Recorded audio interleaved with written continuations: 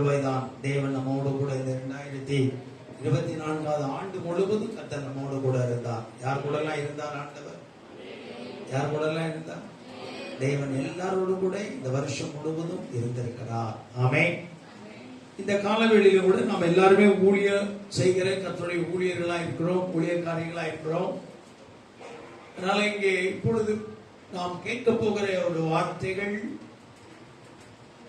நமக்கு மாத்திரம்தான். வெளியில இருக்கிற ஒருவருக்கும் நான் கர்த்தருடைய வார்த்தைகளை சொல்லவில்லை. இங்கு இருக்கிறவர்களுக்காகவே கர்த்தர் நம்மோடு பேச விரும்புகிறார். அல்லேலூயா. நாம் எல்லாருமே ஊழியத்தில் இருக்கிறோம். எல்லாருமே செழிப்பானவர்கள் அல்ல.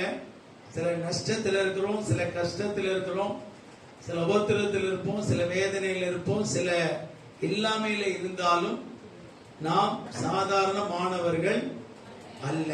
அதை எப்பொழுதுமே மனதிலே நீங்கள் பதிய பண்ணிக்கொள்ளும் பொழுதுதான் நீங்கள் ஒரு சிறந்த ஊழியர்களாக இந்த பூமியிலே உலாவி வர முடியும்.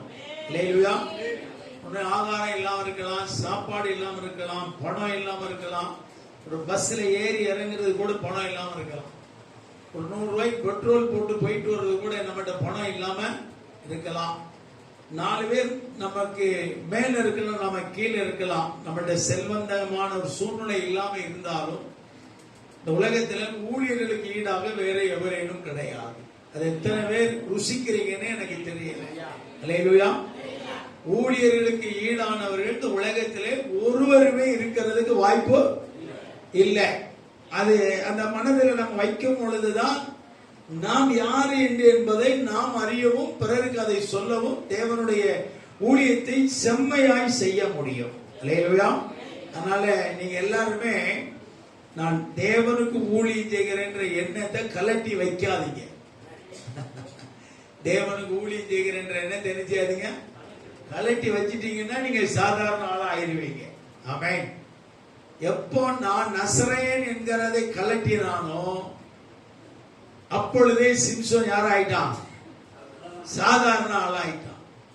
ஆமென்.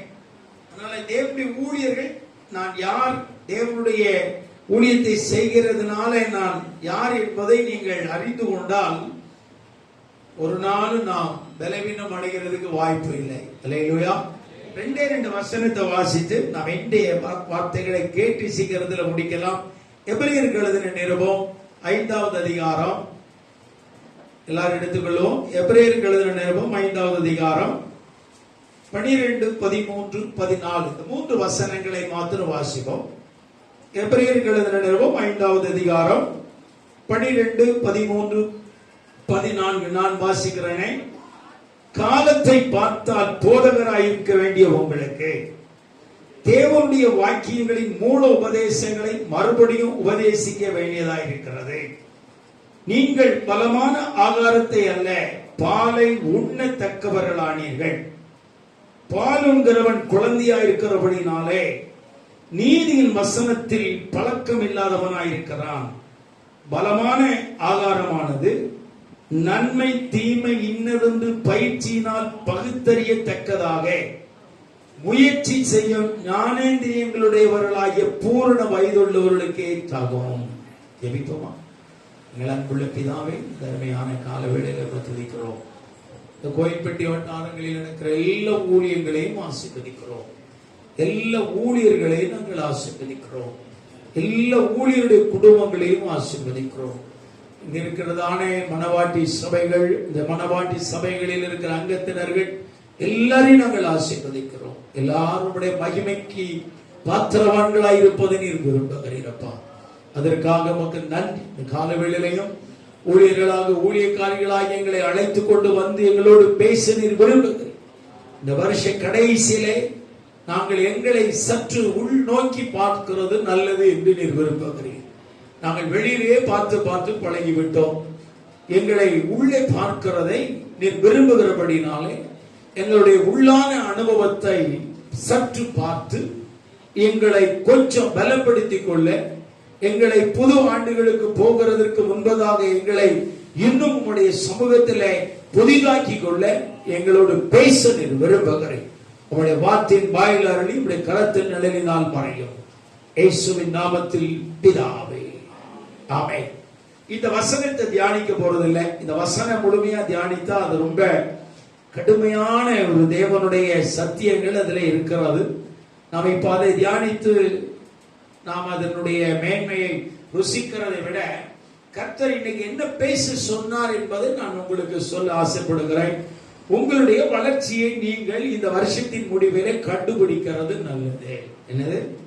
அதான் உங்களுடைய உள்ளான காரியத்தை நீங்கள் சற்று பார்க்கிறது நல்லது. நாம எல்லாம் வெளியே பார்க்கிறோம், வெளியில இருக்கிற ஊழியர்களை பார்க்கிறோம், வெளியில இருக்கிற ஊழியக்காரங்களை பார்க்கிறோம், நம்ம சபையை பார்க்கிறோம், இன்னொரு சபையை பார்க்கிறோம், நம்முடைய குடும்பத்தை பார்க்கிறோம், இன்னொரு குடும்பத்தை பார்க்கிறோம், ஒரு ஸ்தாபனத்தை பார்க்கிறோம், இன்னொரு ஸ்தாபனத்தை பார்க்கிறோம், நம்மளை விட பிரகாசிக்கிறவங்களை பார்க்கிறோம், நம்மளை விட பிரகாசிக்காதவங்களை எல்லாம் பார்க்கிறோம். இப்படி வெளியிலேயே அவுட்டர்லயே நாம பார்த்து பார்த்து பார்த்து ரொம்ப பழகிட்டோம். இன்னர்ல நமக்குள்ள என்ன நடக்குதுன்றது நாம பார்க்கிறது ரொம்ப குறைவான அனுபவமா இருக்கிறது. ஊழியர்கள் முதற்கொண்டு விசுவாசிகள் வரைக்கும் அதுதான். நமக்குள்ளே நாம என்ன நடந்தது, என்ன நடக்கிறது என்று நாம கொஞ்சம் ஆராய்ச்சி பார்த்து விட்டால் அது ரொம்ப நல்லா இருக்கும். அல்லேலூயா. எப்பவுமே நல்லா தெரிஞ்சுங்க, உயர்ந்த அனுபவம் உயர்ந்த ஊழியர்களுக்கு தான். அப்படி நீங்க ஒரு நாள் நினைச்சிடாதீங்க, அது மகா பெரிய முட்டாள்தனம். இன்னைக்கு நிறைய பேர் என்ன நினைக்கிறாங்க, அவங்க பெரிய ஊழியம் செய்றாங்க, அவங்களுக்கு அந்த உயர்ந்த அனுபவம் எல்லாம் தேவை பாஸ்டர். நான் ஏதோ கிராமத்தில் ஒரு சின்ன சர்ச்சை வச்சிருக்கிறேன், சின்ன ஊழியம் செய்றேன், எனக்கு ஏதோ தெரிஞ்சதை நான் சொல்லிட்டு, ஏதோ தெரிஞ்ச ஊழியத்தை நான் செஞ்சுட்டு, ஏதோ கிடைக்கிறத நான் சாப்பிட்டுட்டு, ஏதோ நான் போய்கிட்டு இருக்கிறேன். நான் அந்த மாதிரி பெரிய காரியங்கள் எல்லாம் நான் யோசிக்கிறது இல்லை, அந்த அனுபவங்களுக்குள்ளெல்லாம் நான் வரணும்னு நான் எதிர்பார்க்கிறது இல்லை என்ற ஒரு மனநிலைமைக்கு இன்னைக்கு நிறைய ஊழியக்காரங்க தள்ளப்பட்டதுனாலதான் அவங்க உள்ளுக்குள்ள என்ன நடந்துச்சு என்ன நடக்கலன்றது அவங்களால பார்க்க முடியல. அது கண்டிப்பா நீங்க பார்க்க வேண்டிய அவசியம். ஒரு மாத்திரையை கொடுத்தா டாக்டர் சொல்றாரு, அந்த மாத்திரை உள்ள வேலை செஞ்சுதா இல்லையா, நீங்க 2 நாள் சாப்பிட்டு வாங்க, இல்ல 3 நாள் சாப்பிட்டு வாங்க, இந்த மாத்திரை வேலை செய்தா கண்டினியூ பண்ணலாம், இல்லன்னா வேற மாத்திரை என்ன செய்யறேன் எழுதி தர்றேன். அவுட்டர்ல அவர் பார்க்கறது இல்லை. ஒரு மாத்திரை கொடுக்கிற ஒரு டாக்டர் இன்னர் உள்ளுக்குள்ள என்ன நடக்குது அதுதான் அவர் கவனிக்கிறார். நான் ஒரு வாரம் சாப்பிட்டேன், பிரஷர் அப்படியே இருக்கு அப்படின்னா அதுக்கு அடுத்த ட்ரீட்மெண்ட் அவங்க கொடுக்குறாங்க. சரி, இதை மாத்தி கொடுக்கலாம். சரி, அது மாதிரி ஊழியக்காரங்க வருஷ கடைசியில நம்முடைய வளர்ச்சியை கொஞ்சம் கணக்கிட்டு பார்த்து விட்டால் அது ரொம்ப நல்லா இருக்கும். உங்க வளர்ச்சியை நீங்க என்னைக்காவது கணக்கிட்டு பார்த்துருக்கிறீங்களா? உங்க வளர்ச்சி ஊழியத்தினுடைய காரியங்களை வச்சு உங்களுடைய வளர்ச்சியை கணக்கிட்டு பார்க்காதீங்க. உங்களுக்கு உள்ள உங்களுடைய வாழ்க்கையினுடைய உங்களுடைய ஜீவிதத்துக்குள்ள நீங்க ஆவிக்குரிய வாழ்க்கையில மற்ற எல்லா விஷயத்திலையும் நீங்க கணக்கிட்டு பார்க்க வேண்டிய அவசியம் இருக்கிறார். அரசாங்கம் சொல்லுது காலாண்டு கணக்கு கொடுக்கணும், அரையாண்டு கணக்கு கொடுக்கணும், முக்கால் ஆண்டு கணக்கு கொடுக்கணும். பேப்பர்ல போடுவான் காலாண்டு வருமானம் இது. நிறைய கம்பெனி பேங்க்லாம் போடுவான் எங்களுடைய அரையாண்டு வருமானம் இது. இன்னும் சில நிர்வாகத்தில் 45 நாள் கணக்கு போடுவான், 1 மாசம் கணக்கு போடுவான். நாங்க எங்களுக்கு இவ்வளவு நன்மை கிடைச்சிருக்கிறது, இத்தனை லேபர்ஸ் நாங்க இன்க்ரீஸ் பண்ணியிருக்கிறோம், இத்தனை ப்ரொடக்ஷன் நாங்க வெளியே கொண்டு வந்திருக்கிறோம். லைஃபே கணக்கு தான். ஊழியத்தில் இருக்கிற ஊழியக்காரங்களும் நம்முடைய வளர்ச்சியை நாம கண்டிப்பா கணக்கிட்டு பார்த்துதான் ஆக வேண்டும்.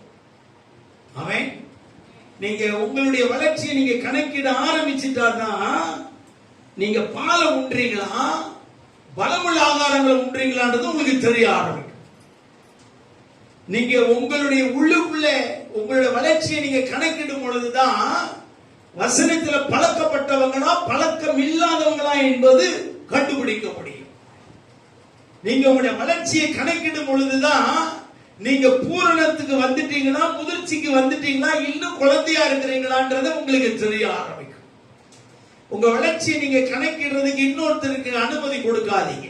எப்பவுமே ஒண்ணு தெரிஞ்சுங்க, உங்களுடைய ஊழியர்களுடைய வளர்ச்சியை இன்னொருத்தர் கணக்கிட கூடாது. என்னுடைய வளர்ச்சி யாருமே கணக்கிட முடியாது. என்னுடைய வளர்ச்சியை மனைவி கூட கணக்கிட முடியாது. என்னுடைய வளர்ச்சியை என் பிள்ளைகள் கணக்கிட முடியாது. என் வளர்ச்சி இன்னொரு ஊழியக்காரர்களால கணக்கிட முடியவே முடியாது. என் கூட 35 வருஷம் பழகிறவங்களா இருந்தாலும் சரி, என்னுடைய வளர்ச்சியை நான் கணக்கிட்டு பழகிவிட்டேன். என்னுடைய வளர்ச்சி எனக்கு தெரியும், அதனால தைரியமாய் நிற்கிறாய். என்னுடைய வளர்ச்சியை நான் கணக்கெடுக்கிறதுனாலதான் நான் தேவனுடைய வார்த்தைகளை சரியாய் போதிக்க முடிகிறது. என்னுடைய வளர்ச்சியை நான் கணக்கிடாவிட்டால் நான் எதையோ ஒன்றை யோசிப்பேன், எதையோ ஒன்றை பேசுவேன், எதையோ ஒன்றை செய்து எதையோ ஒன்றை சாதித்து விட்டேன் என்று சொல்லிவிடுவேன். நான் தேவையில்லாததை சாதிக்கிறது இல்லை, தேவையில்லாததை விரும்புறதில்லை, தேவையில்லாததை ஆசைப்படுறதில்லை, தேவையில்லாத தரிசனம் வர்றதில்லை, தேவையில்லாத சொப்பனம் வர்றதில்லை, தேவையில்லாத பாரம் வர்றதில்லை, தேவையில்லாத ஏக்கம் வர்றதில்லை, தேவையில்லாத உணர்வுகள் வருகிறதில்லை. காரணம், என்னுடைய வளர்ச்சியை நான் கணக்கிடும் பொழுது எது தேவை எது தேவையில்லை என்று என் மனதிலே ஆவியானவர் சரியாய் நடத்துகிறார். அப்ப நான் புரிந்து கொள்ளுகிறேன், என்னுடைய வளர்ச்சியை நான் கணக்கிடும் பொழுது ஆவியானவர்களை சந்தோஷப்படுகிறார். இனி உனக்கு இது தேவை, இது தேவையில்லை, இது உனக்கு வேண்டும், இது உனக்கு வேண்டாம், இந்த பாதையில நீ செல்லலாம், இந்த பாதையில நீ செல்ல முடியாது. ஊழியத்தின் பாதைகளிலே, ஊழியத்துக்கு வந்த ஆரம்ப நாட்களிலே என்ன போல யாரும் அழுதிருக்க முடியாது. என்ன போல யாருமே அழுதிருக்கிறதுக்கு வாய்ப்பே கிடையாது.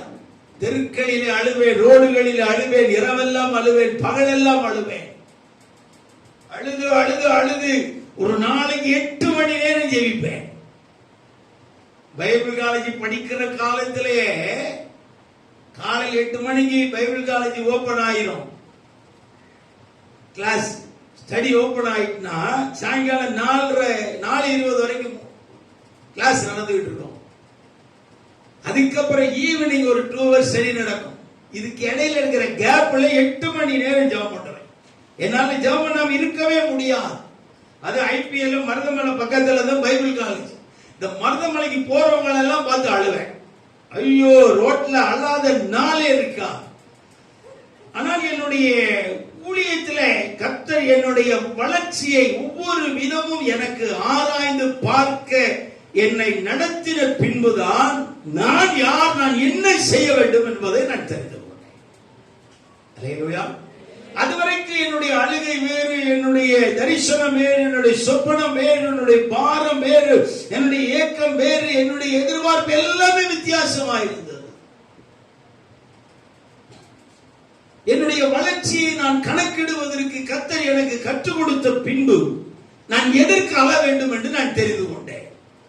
எதற்காக நான் பாரப்பட வேண்டும் என்று தெரிந்து கொண்டேன். எதற்காக நான் தைரியமாக இருக்க வேண்டும் என்று தெரிந்து கொண்டேன். எதற்காக நான் கர்த்தருடைய வார்த்தைகளை தெளிவாய் போதிக்க வேண்டும் என்று கற்றுக்கொண்டேன்.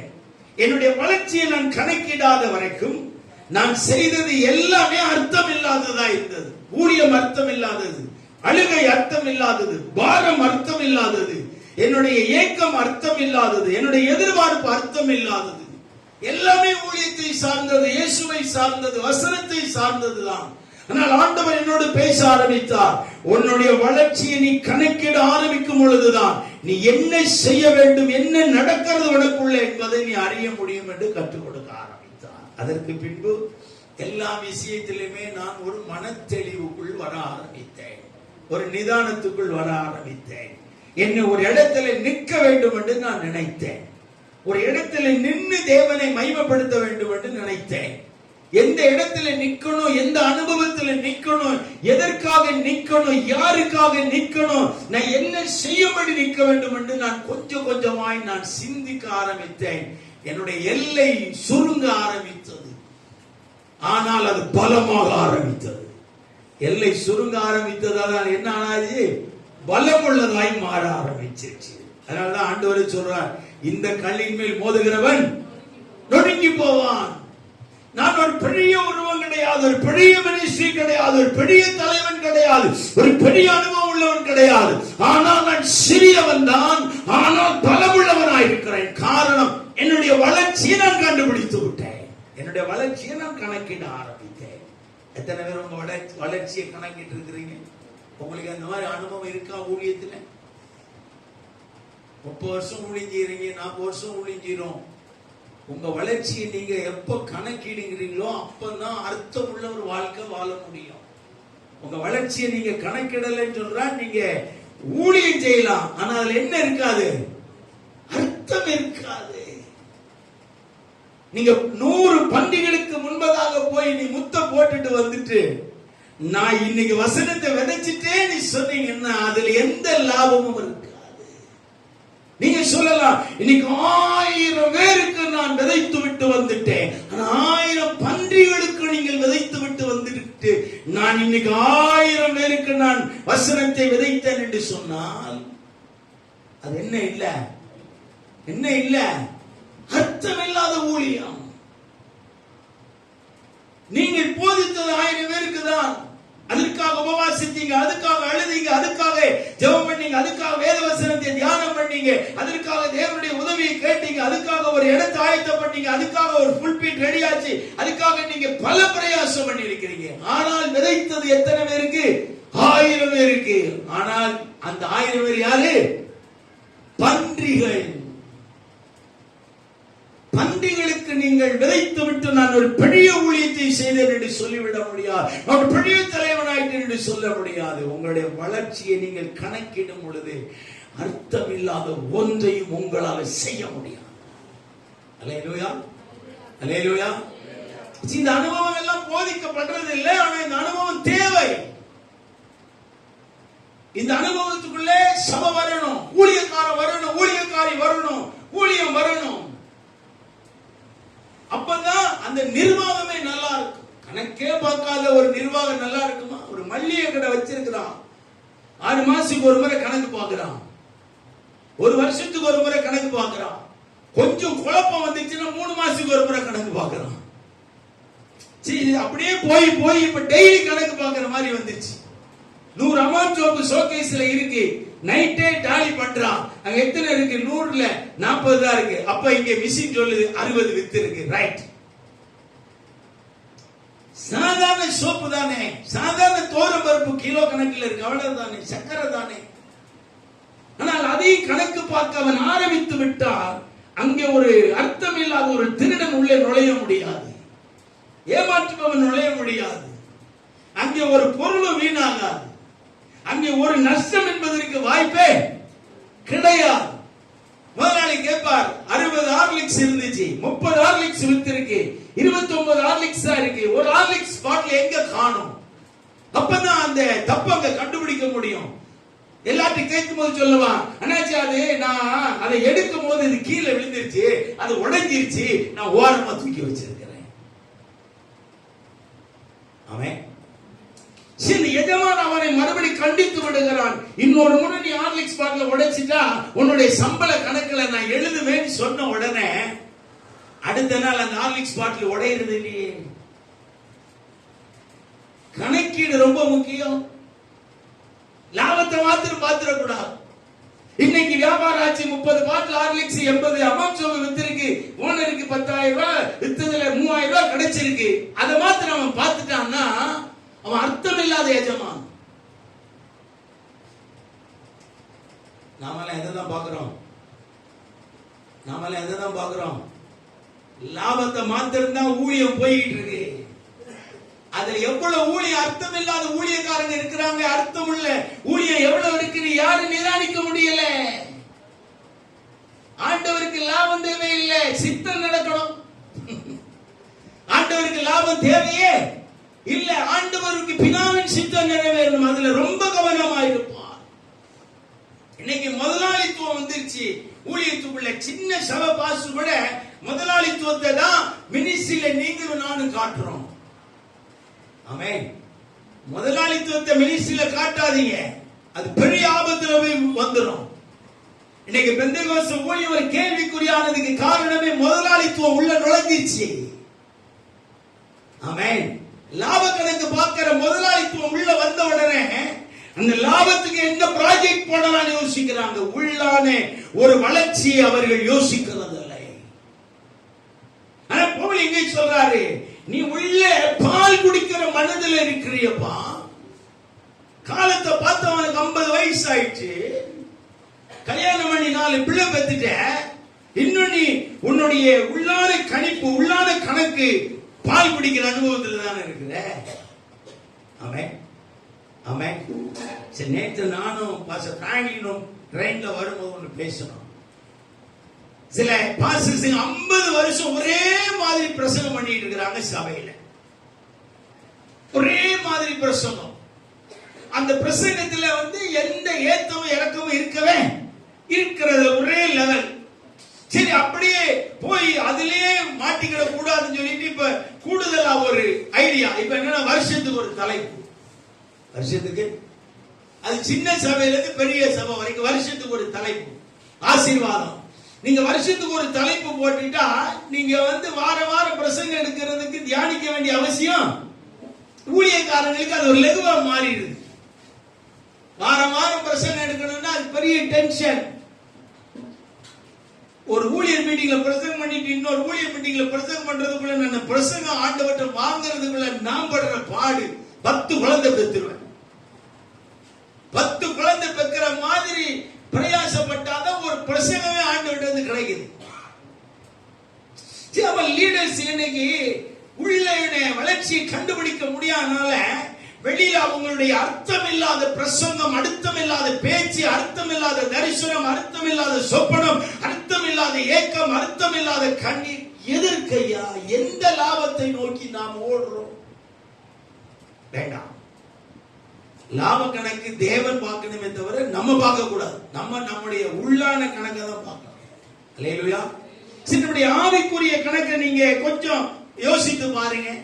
நீங்க உங்களுடைய ஆவிக்குரிய வளர்ச்சி இந்த 2024ல உங்களுடைய ஆவிக்குரிய வளர்ச்சியை நீங்க கொஞ்சம் கணக்கிட்டு பாருங்க.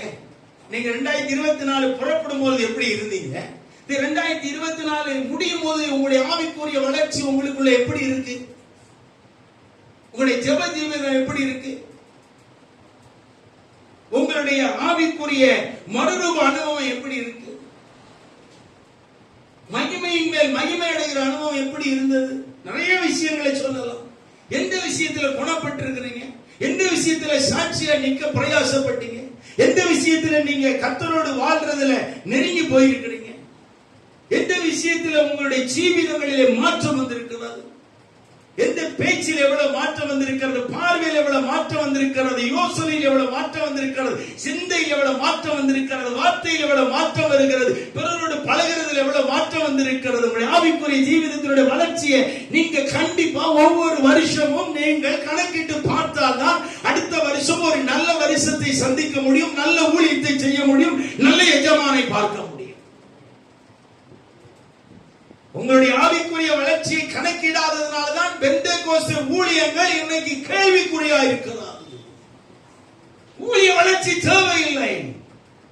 ஆபிரகாமுடைய சந்ததியை கர்த்தர் கல்லுகளிலே ஒரே நாள்ல உருவாக்கி விடுவார். இஸ்ரவேல் ஜனங்களுக்கு ரட்சிப்பு ஒரே நாள் தான். தேவனால கூடாத காரியம் ஒண்ணுமே கிடையாது. நல்லா தெரிஞ்சுங்க. சத்தியத்தை சத்தியமாய் சொல்லுகிறேன். தேவன் நினைத்தால் இந்தியாவை ஒரே நாளில் ரட்சிக்க முடியும். ஒரு நிமிடம் போதும் ஆண்டவர். இஸ்ரவேல் ஜனங்களுக்கு ரட்சிப்பு எப்ப தருவாரா? வருஷக்கணக்கா பிளான் போட்டிருக்கிறாரா?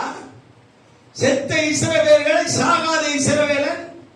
இன்னைக்கு இஸ்ரவேல் தேசத்தில் 30% யூதர்கள் இயேசு தெய்வம் இல்லை என்று சொல்லுகிற யூதர்கள் இருக்கிறார்கள். இஸ்ரவேல் தேசத்தில் 30% யூதர்கள் தேவன் இல்லை என்று சொல்லுகிறவர்கள் இருக்கிறார்கள். எத்தனையோ யூதர்கள் ஆண்களை கல்யாணம் பண்ணுகிற இஸ்ரவேலர்கள் இருக்கிறார்கள். பெண்களை பெண்கள் கல்யாணம் பண்ணிக் கொள்கிற இஸ்ரவேலர்கள் அந்த இஸ்ரவேல் தேசத்தில் இருக்கிறார்கள். ஆமென். முழு யூதர்களும் தேவனுக்குரியவர்கள் என்று இன்னைக்கு நாம யோசிக்கிற மாதிரி யூதர்கள் கிடையாது. ஆனா இந்த யூதர்களை யாரும் மாற்ற முடியாது. இந்த யூதர்களுக்கு யாரும் ரட்சிப்பு கொடுக்க முடியாது. இயேசுவை அவர்களுக்கு நீங்கள் அறிவித்தாலும் அதில் எந்த லாபமும் இருக்காது, எந்த பிரயோஜனமும் இருக்காது. அவர்களுக்காக ஜெபித்து ஒருத்தரை மாற்றி விடலாம் என்றால் அது யோசனைக்குட்பட்ட ஒன்று அல்ல, அது தேவ திட்டத்துக்குட்பட்ட ஒன்று. நல்ல கவனிங்க. தேவ திட்டத்துக்கு உட்பட்ட ஒன்றை உங்க ஜெபத்தினால சாதிக்க முடியாது. திரும்பவும் சொல்றேன், இது நீங்க தப்பா நினைக்கிறீங்களா இல்ல எனக்கு தெரியல. தேவ திட்டத்துக்கு உட்பட்ட ஒரு விஷயத்தை தேவன் உங்களை கொண்டு செய்ய விரும்பும் பொழுது அவர் எப்படி செய்வார் என்பதை கவனமாய் கேளுங்கள். நீங்கள் மாற்றி விடலாம் என்று யோசித்து விடாது. அல்லேலூயா. உங்களுடைய ஆவிக்குரிய வளர்ச்சி இன்னைக்கு இல்லை. நாம எதையுமே கணிக்கிறது இல்லை, எதையுமே கணக்கிடுறது இல்லை. ஏதோ எழுமணும், ஏதோ கொட்டடிச்சோம், ஏதோ 10 ரூபாய் கிடைச்சது, ஏதோ சாப்பிட்டோம், அவ்வளவுதான். நம்ம வேலையெல்லாம் அதான். இந்த வருஷம் நான் ஒரு ப்ராஜெக்ட் போட்டேன், சக்சஸ் ஆயிடுச்சு. ரைட். இந்த வருஷம் ஒரு பில்டிங் கட்ட நினைச்சேன், கட்டிட்டேன். கர்த்தர் எனக்கு அனுகூலமா இருந்தா இல்ல. தேவனுடைய ஊழியர்களை தயவா நான் கேட்கிறேன், உங்களுடைய ஆவிக்குரிய வளர்ச்சியை நீங்கள் எந்த அளவுக்கு கணக்கிட்டு நீங்கள் வாழ ஆரம்பிக்கிறீர்களோ அந்த அளவுக்கு தேவன் உங்களுக்குள்ளே இருந்து தன்னுடைய சித்தத்தை பரிபூரணமாய் செய்து முடிப்பார். அல்லேலூயா, அல்லேலூயா. நான் கிழக்கிலும் மேற்கிலும் வடக்கிலும் தெற்கிலும் ஓடுகிறது முக்கியம் அல்ல. நான் நிற்கிற இடத்துல நின்றால் போதும், தேவன் தன்னுடைய வேலையை செய்ய அவர் வல்லமையுள்ளவராய். அதுக்கு நீங்கள் முதலாவது உங்களுடைய ஆவிக்குரிய வளர்ச்சி என்ன செய்யணும்? கணக்கிடுங்க. கணக்கிட்டா தேவையில்லாதவர்களோடு பழக வேண்டிய அவசியம் இருக்காது. தேவையில்லாத ப்ராஜெக்ட் போட வேண்டிய அவசியம் இருக்காது. தேவையில்லாத ஆசை வராது. எங்களுக்கெல்லாம் எங்களை உலகத்துல நிறைய ஊழியர்கள் விட நான் அதிகமாய் அழுகிறவன். இன்னைக்கு எல்லா ஊழியர்களுக்காயும் அழுகிறேன். நான் யாரையும் விரோதியாய் நினைக்கிறதில்லை, யாரையும் குற்றவாளிகளாய் நினைக்கிறதில்லை. என் தேவனுக்காக பேச வரும் பொழுது நான் எதையோ பேசி விடுகிறேன். எல்லாருக்காய் அழுகிறேன், எல்லாருக்காய் பாரப்படுகிறேன், எல்லாருக்காய் தேவனுடைய சமூகத்தில் மன்றாடுகிறேன். கர்த்தர் சொல்லுகிறார், உள்ளான ஆவிக்குரிய வளர்ச்சியை கணக்கிடுகிற ஊழியர்கள் என்னுடைய பார்வையிலே இல்லை.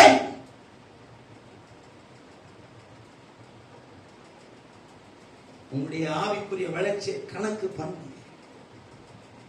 ஆமென். இந்த வருஷத்தோடு 25 ஆண்டுகள் ஊழியர் மீட்டிங்ல பிரசங்கம் பண்ணிட்டு இருக்கேன்.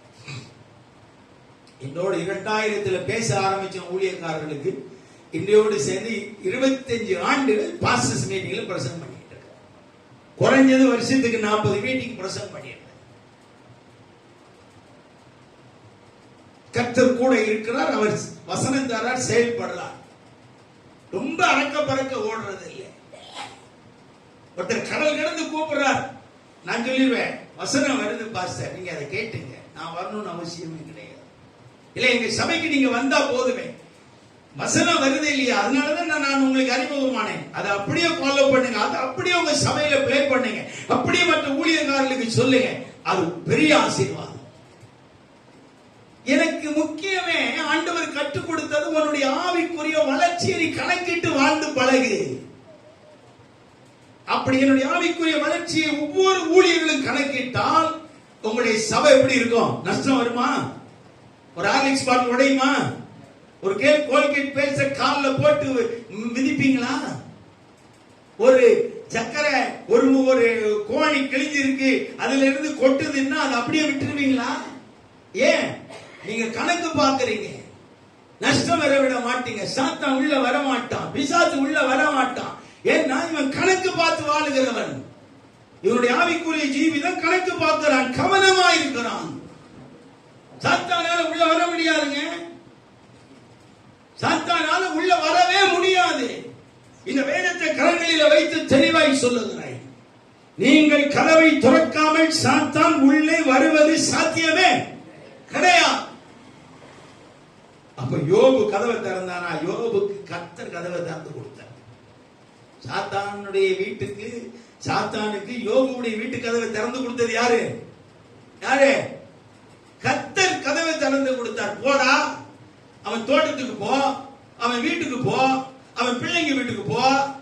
அவன் சிபிஐ மாதிரி ஆண்டவர் சாத்தான 10 பிள்ளைங்க வீட்டுக்கு அனுப்புனார். ஆமென்.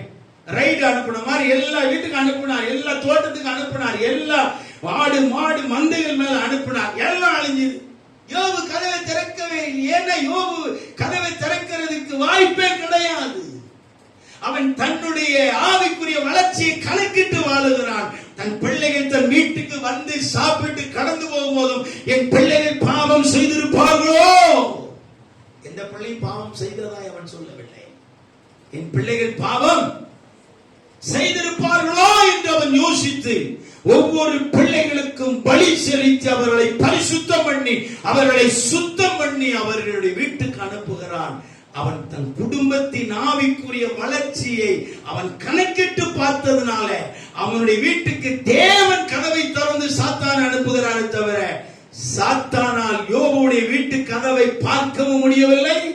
யோபுவால தன்னுடைய வீட்டு கதவை அடையாளம் காட்டவும் முடியவில்லை. ஊழியத்துக்குள்ள சாத்தான் வாரான். ஏன்? கணக்கு பார்க்காத ஆவிக்குரிய ஜீவிதம். குடும்பத்துக்குள்ள சாத்தான் வாரான். ஏன்? கணக்கு பார்க்காத ஆவிக்குரிய ஜீவிதம். பிள்ளைகளுக்குள்ள சாத்தான் வாரான். ஏன்? கணக்கு பார்க்காத ஆவிக்குரிய ஜீவிதம்.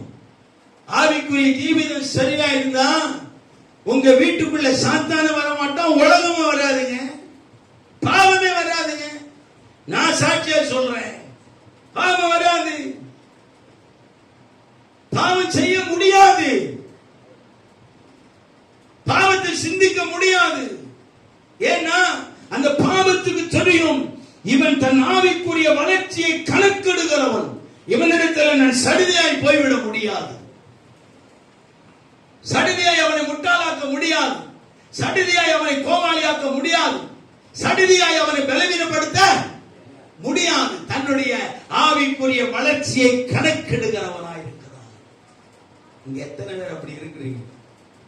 நான் உண்மையா ஆவிக்குரிய வளர்ச்சியை கணக்கிட்டு பார்த்து வாழ்றேன்னு சொல்றவங்க எத்தனை பேர் இருக்கிறீங்க? எத்தனை ஊழியத்துல இன்னைக்கு அவமானம் வருது தெரியுமா? ஊழியக்காரங்க தானே இருக்கிறீங்க. எத்தனை ஊழியங்களை குறித்து அவமான சொற்கள் வருகிறது, இருதயம் வெடிக்கிறது. மனிதர்கள் தான் சொல்லுகிறார்கள் என்றால் மேல இருக்கிற தேவனும் சொல்லுகிறார், இந்த ஊழியம் எனக்கு பிடிக்கல, இந்த ஊழியம் எனக்கு தேவையில்லை, இந்த ஊழியம் நான் விரும்பாதது, இந்த ஊழியம் எனக்கு சித்தத்துக்கு உட்பட்டது அல்ல. ஏன் தேவனும் அதை சொல்ல ஆரம்பித்து விட்டார்? நான் ஆவிக்குரிய அனுபவத்துகளை தேவனோடு பழகிறதுனால சொல்றேன். மனிதர்கள் தான் ஊழியத்தை குறை சொன்னார்கள் என்று சொல்லி அங்கலாய்த்த நாட்கள் போய் தேவனே ஊழியங்களை குறை சொல்லுகிறார். அவன் சொல்லுகிறார், அவன் செய்கிற ஊழியம் எனக்கு தேவையில்லை, நான் நியமிக்காத ஒன்றை செய்கிறான், அவன் செய்கிறது எனக்கு தேவையில்லை, அவன் நான் விரும்பாததை செய்கிறான். என்ன ஆண்டவரே சொல்றீங்க? உங்க நாமத்துக்கு தானே செய்கிறீங்க. நான் ஆடு கேட்கலையா, நான் கொலைதான் பண்ணிட்டு சொன்னேன். அமலைக்கு இவன் சகோதரனை என்று அழைத்துக் கொண்டு வருகிறானே, அங்க உள்ளது எல்லாத்தையும் தீக்கரையாக்கி விட்டு வா என்று சொன்னேன். இவன் அங்க இருக்கிற முதல் குவாலிட்டி எல்லாம் எனக்கு எடுத்துட்டு வரான். நான் கேட்கலையே.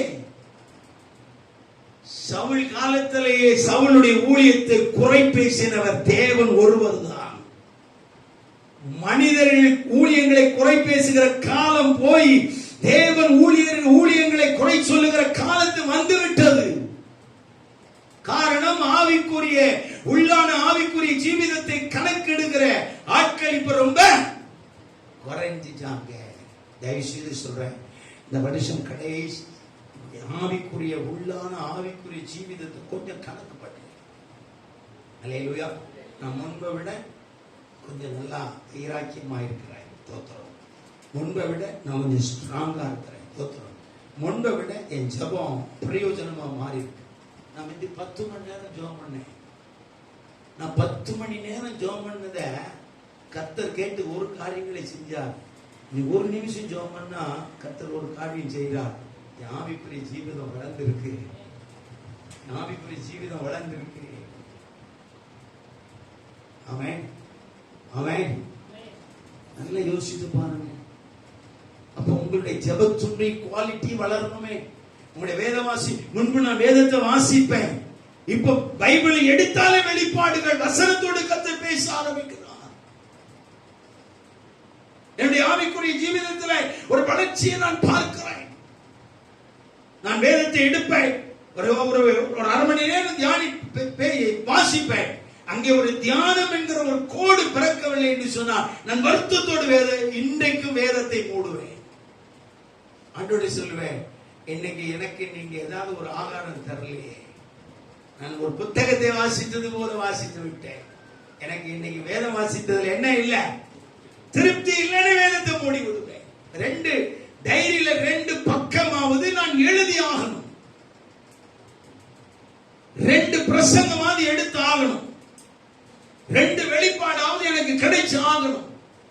இது என்னுடைய ஆவிக்குரிய வளர்ச்சியை எனக்கு அதை காட்டுகிறது. நீ ஆவிக்குரிய வளர்ச்சியில் வளர்ந்திருக்கிறாய். புத்தகம் அல்ல. நான் எடுக்கிற எந்த பிரசங்கத்தையும் ஒரு எந்த கண்காணன்சி நீங்க பார்த்து புரட்டி எடுக்கவே முடியாது. என் பிரசங்கம் நோட்ஸே வராது.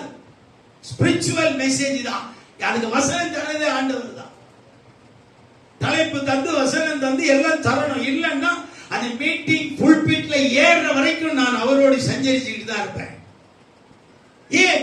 என்னுடைய ஆவிக்குரிய வளர்ச்சியை நான் கணக்கெடுக்கிறேன். அதனால என்னால நல்ல பிரசங்கம் கொடுக்க முடியுது, நல்ல சாட்சியை கொடுக்க முடியுது, நல்ல ஒரு முகசாயலை கொடுக்க முடியுது, நல்ல தேவனை வெளிப்படுத்த முடியுது, சத்தியத்தை வெளிப்படுத்த முடிகிறது. தயவு செய்து ஊழிய பாதையில் நான் உங்களுக்கு சொல்லுகிறேன், உங்களுடைய ஆவிக்குரிய ஜீவிதத்தை கணக்கு பண்ணுங்க. நான் கிராமத்து பாஸ்டரோட அலைஞ்சேன், இப்ப பட்டணத்து பாஸ்டரோட அலைகிறேன். கேவலமா இல்ல? ஆமென் ஆமென். இன்னைக்கு நிறைய பேருக்கு அதுல ஒரு பெரிய பெரிய கௌரவம். 50 விசுவாசிகள் ஜனங்க மத்தியில பேசுறேன், இப்ப 1000 ஜனங்கள் மத்தியில நான் பேசுறேன். இதெல்லாம் ஆவிக்குரிய ஜீவிதத்தினுடைய கணக்கீடு அல்ல. நீங்க கர்த்தர் உங்களை எப்படி தன்னுடைய வார்த்தையை சொல்ல உபயோகிக்கிறார் என்பதை நீங்கள் கணிக்க ஆரம்பித்து விட்டால் அவருடைய வஸ்திரத்தை உங்களால் பிடித்து இழுக்காம இருக்க முடியாது. ஆமென். என்னுடைய பிரசங்கத்தில் ஒரு பிரசங்கம் சொத்தையா மாறுற மாதிரி இருந்துச்சுன்னா ஆண்டவர்கிட்ட நான் உடனே சொல்லுவேன், இன்னைக்கு என்னை நீர் முட்டாளாக்கி விட்டீர். இன்னைக்கும் அதுதான். இன்னைக்கு என்னுடைய 1 மணி நேர பிரசங்கம் எனக்கு அது பிரயோஜனமற்றதா இருக்கிறது. அது உமக்கு பிரயோஜனம், சபைக்கு பிரயோஜனம், உங்களுடைய ஊழியர்களுக்கு பிரயோஜனம் எனக்கு தெரியல. நான் என்னுடைய ஆவிக்குரிய வளர்ச்சியை கணக்கிட்டு பார்த்ததுல இன்னைக்கு நான் பண்ணின பிரசங்கம் நீர் எனக்கு என்னோடு இல்லை என்பதை நான் உணர்கிறேன் என்று உடனே ஸ்டேட்மெண்ட் கொடுத்துருவேன். ஏயா எனக்கு அங்க காணிக்கை கிடைக்கலையா? கிடைச்சதே. எனக்கு அங்க தண்ணி பாட்டில் கிடைச்சதா? கிடைச்சதே. அங்க சாப்பாடு கிடைச்சதா? கிடைச்சதே. எனக்கு அங்க கௌரவம் கனம் கிடைச்சதா? கிடைச்சதே. அப்ப ஏன் நான் சந்தோஷமா போயிருக்கலாமே? நான் ஒரு பிரசங்கம் பண்ணி முடிக்கும் போது என்னுடைய ஆவிக்குரிய வளர்ச்சியை நான் கணக்கெடுக்கிறேன். அந்த பிரசங்கம் எனக்கு ஒரு ரிசல்ட் தருது. கர்த்தர் எனக்கு ஒரு ரிசல்ட் தரா, நீ கொஞ்சம் வளர்ந்திருக்கிற, நீ கொஞ்சம்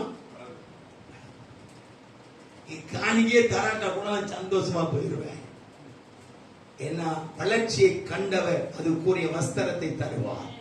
என்னுடைய வளர்ச்சி கேட்ட ஆகாரம் தருவார். என் வளர்ச்சி கேட்ட எல்லா நன்மைகளையும் அவர் தருவார். யார்கிட்ட கேட்க வேண்டிய அவசியம் கிடையாது. யாருடைய உதவியை நாட வேண்டிய அவசியம் கிடையாது. யாராவது ஊழியம் தர வேண்டும் என்று சொல்ல நான் ஏங்கி தவிக்கிற காலம் 36 ஆண்டுகளும் கிடையாது. நமக்கு வேணுமா வேண்டாமா? இந்த ஒரே கோட்ல தான் ஓடிக்கிட்டு இருப்போம். நமக்கு வேணும்னா தர, வேண்டான்னு சொன்னா சோறு போடு, சாப்பிடுறேன், பொருளை சேர்ந்தது, அங்க நம்ம 2 பேரும் மீட் பண்ணலாம். இதுதான் இன்னைக்கு வரைக்கும் ஆண்டவரே சொல்வேன், எனக்கு எல்லாமே தர நீ ரெடி. அதை விட என்னை உம்மோடு இணைத்துக் கொள்வதற்கு நீ ரெடியா? அதுதான் இன்னைக்கு வரைக்கும் கேள்வி. அவர் என்னை பத்தி என்ன நினைக்கிறான்னு எனக்கு தெரியாது. என்னால் அவர்கிட்ட கேள்வி கேட்காம இருக்க முடியாது. அவர்கிட்ட ஏற்று பேசாம என்னால் இருக்க முடியாது. அவர்கிட்ட விளக்கம் கொடுக்காம என்னால் இருக்க முடியாது. எல்லாத்துக்குமே இதுவே என்னுடைய ஆவிக்குரிய உள்ளான வளர்ச்சியை கணக்கு பண்ணுவதற்கு எனக்கு ஒரு ஆடிட்டர் வேலை செஞ்சுக்கிட்டே இருப்பேன். எத்தனை பேர் உங்களுடைய ஆவிக்குரிய வளர்ச்சியை கணக்கு பண்றீங்க? போன வருஷம் மாதிரியே கொண்டாடிக்கிட்ட சண்டை போடுறீங்கன்னா நீங்க வளரல. போன வருஷம் மாதிரி நீங்க கேட்டு கேட்டு வாங்கிட்டு இருந்தீங்கன்னா நீங்க வளரல. போன வருஷம் மாதிரியே நீங்க 4 பேருக்கு பின்னாடி போயிட்டு இருந்தீங்கன்னா நீங்க வளரல ஆவிக்குரிய ஜீவிதத்துல. ஆமென் ஆமென் ஆமென். இல்ல நீங்க எல்லாம் எப்படி இருக்கிறீங்க? ஏதாவது ஆவிக்குரிய வளர்ச்சி இருக்கா? ஆவிக்குரிய வளர்ச்சின்னு இன்னைக்கு நம்ம என்ன யோசிக்கிறோம்? நல்ல ஜோபடம் பார்த்தேன், நல்ல அந்நியவாத பேசுற பார்த்தேன், நல்ல தெற்கு பார்த்தேன், நல்ல நல்ல வெளிப்பாடு தரித்தனா வருது பார்த்தேன். ஆனா உங்க ஆத்மா பொண்டாட்டியோட சண்டை போட்டுட்டே இருக்கு. உங்க ஆத்மா கக்கினதை தின்னுகிட்டே இருக்கு. உங்க ஆத்மா பட்டி போல பூமியை பார்த்துக்கிட்டு இருக்கு. எதுதான் ஆவிக்குரிய வளர்ச்சி? தெரியலையே. பெந்தேகோஸ்தே அனுபவம் ஆவிக்குரிய வளர்ச்சி அடையாளம் காட்டிதானே வெளியே வந்தது.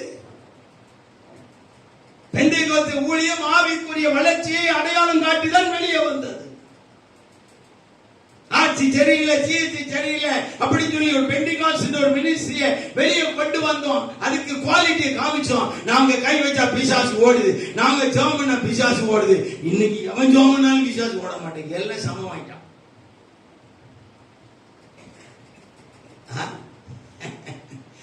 மிந்திலாம் அற்புதம் நடக்கும். இப்ப எங்கே அற்புதம் நடக்கிறது இல்ல. தைரியமா சொல்றேன், 3 பேர் கூடுற இடத்துல இருந்து 3 லட்சம் பேர் கூடுற இடம் வரைக்கும் இன்னைக்கு இந்தியாவில் ஒரு பிசாசு ஓடுறது இல்லை.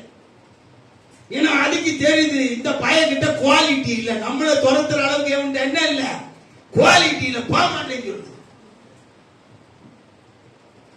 பாத்திரம் ரொம்ப பேச வேண்டாம் நினைக்க வருஷம் கடைசியில வேண்டாம். ஆவிக்குரிய வளர்ச்சியை கணக்கு பண்ணுங்க. அல்லேலூயா. கிருபை மேல் கிருபை கிடைச்சிருக்கா கணக்கு பண்ணுங்க. வெளிச்சத்துல வெளிச்சம் பார்த்திருக்கோமா கணக்கு பண்ணுங்க. மகிமையின் மேல் மகிமை அடைஞ்சிருக்கோமா கணக்கு பாருங்க. கொஞ்சம் கொஞ்சமா உங்களுடைய ஆவிக்குரிய வளர்ச்சி நீங்க கணக்கு பார்த்து பழகிட்டீங்கன்னா உங்களை யாரும் நெருங்க முடியாதுங்க. பாவமும் நெருங்க முடியாது, உலகமும் நெருங்க முடியாது, சாத்தானும் நெருங்க முடியாது.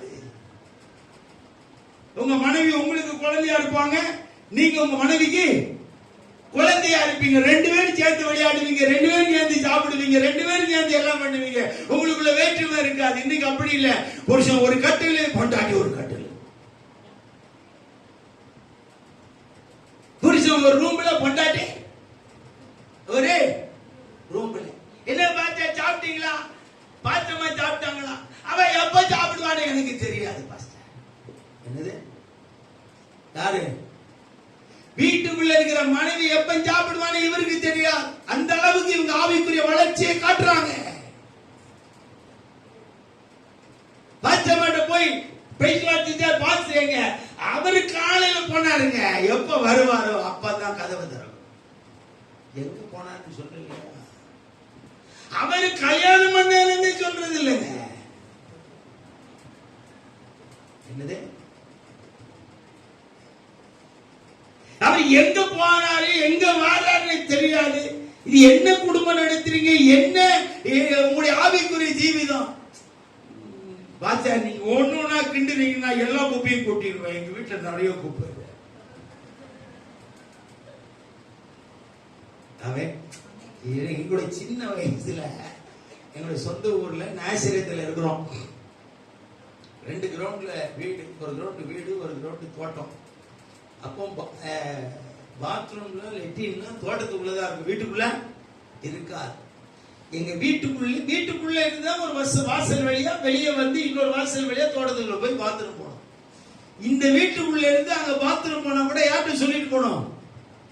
எங்க அம்மாட்ட சொல்லிட்டு போனோம், நாங்க பாத்ரூம் போயிட்டு வரேன்ட்டு போனோம். ஏன்னா அவங்க கூப்பிடும் போது நாங்க ஒண்ணு பதில் கொடுக்கணும், இல்லைன்னா நாங்க கூப்பிடாத அளவுக்கு அவங்க கிட்ட சொல்லிட்டு போகணும். பாத்ரூம் போய் ஒரு நேரத்தில் எங்களை தேடி காணலன்னு வச்சுங்க, ஏண்டா போற சொல்லிட்டு போனாலும் எங்க அம்மா வீட்டுக்குள்ளதான், வீடு தோட்டம் தான். அதே அனுபவத்தை இன்னைக்கு எங்களுடைய ஆவிக்குரிய ஜீவிதத்துக்கு ரொம்ப சப்போர்ட்டா இருக்கு. நாங்க எங்க போறோம், எங்க வாரோம், எங்களை சார்ந்தது, அது குடும்பத்தை சார்ந்தது, ஊழியத்தை சார்ந்தது, அது தேவனை சார்ந்தது. நான் எங்க போகிறேன், எங்க வருகிறேன், தேவன் சொல்றேன், தேவனும் அதை பார்த்து கொண்டிருக்கிறார். ஒரு ஆவிக்குரிய ஒரு சாதாரண ஒரு வளர்ச்சி தானே.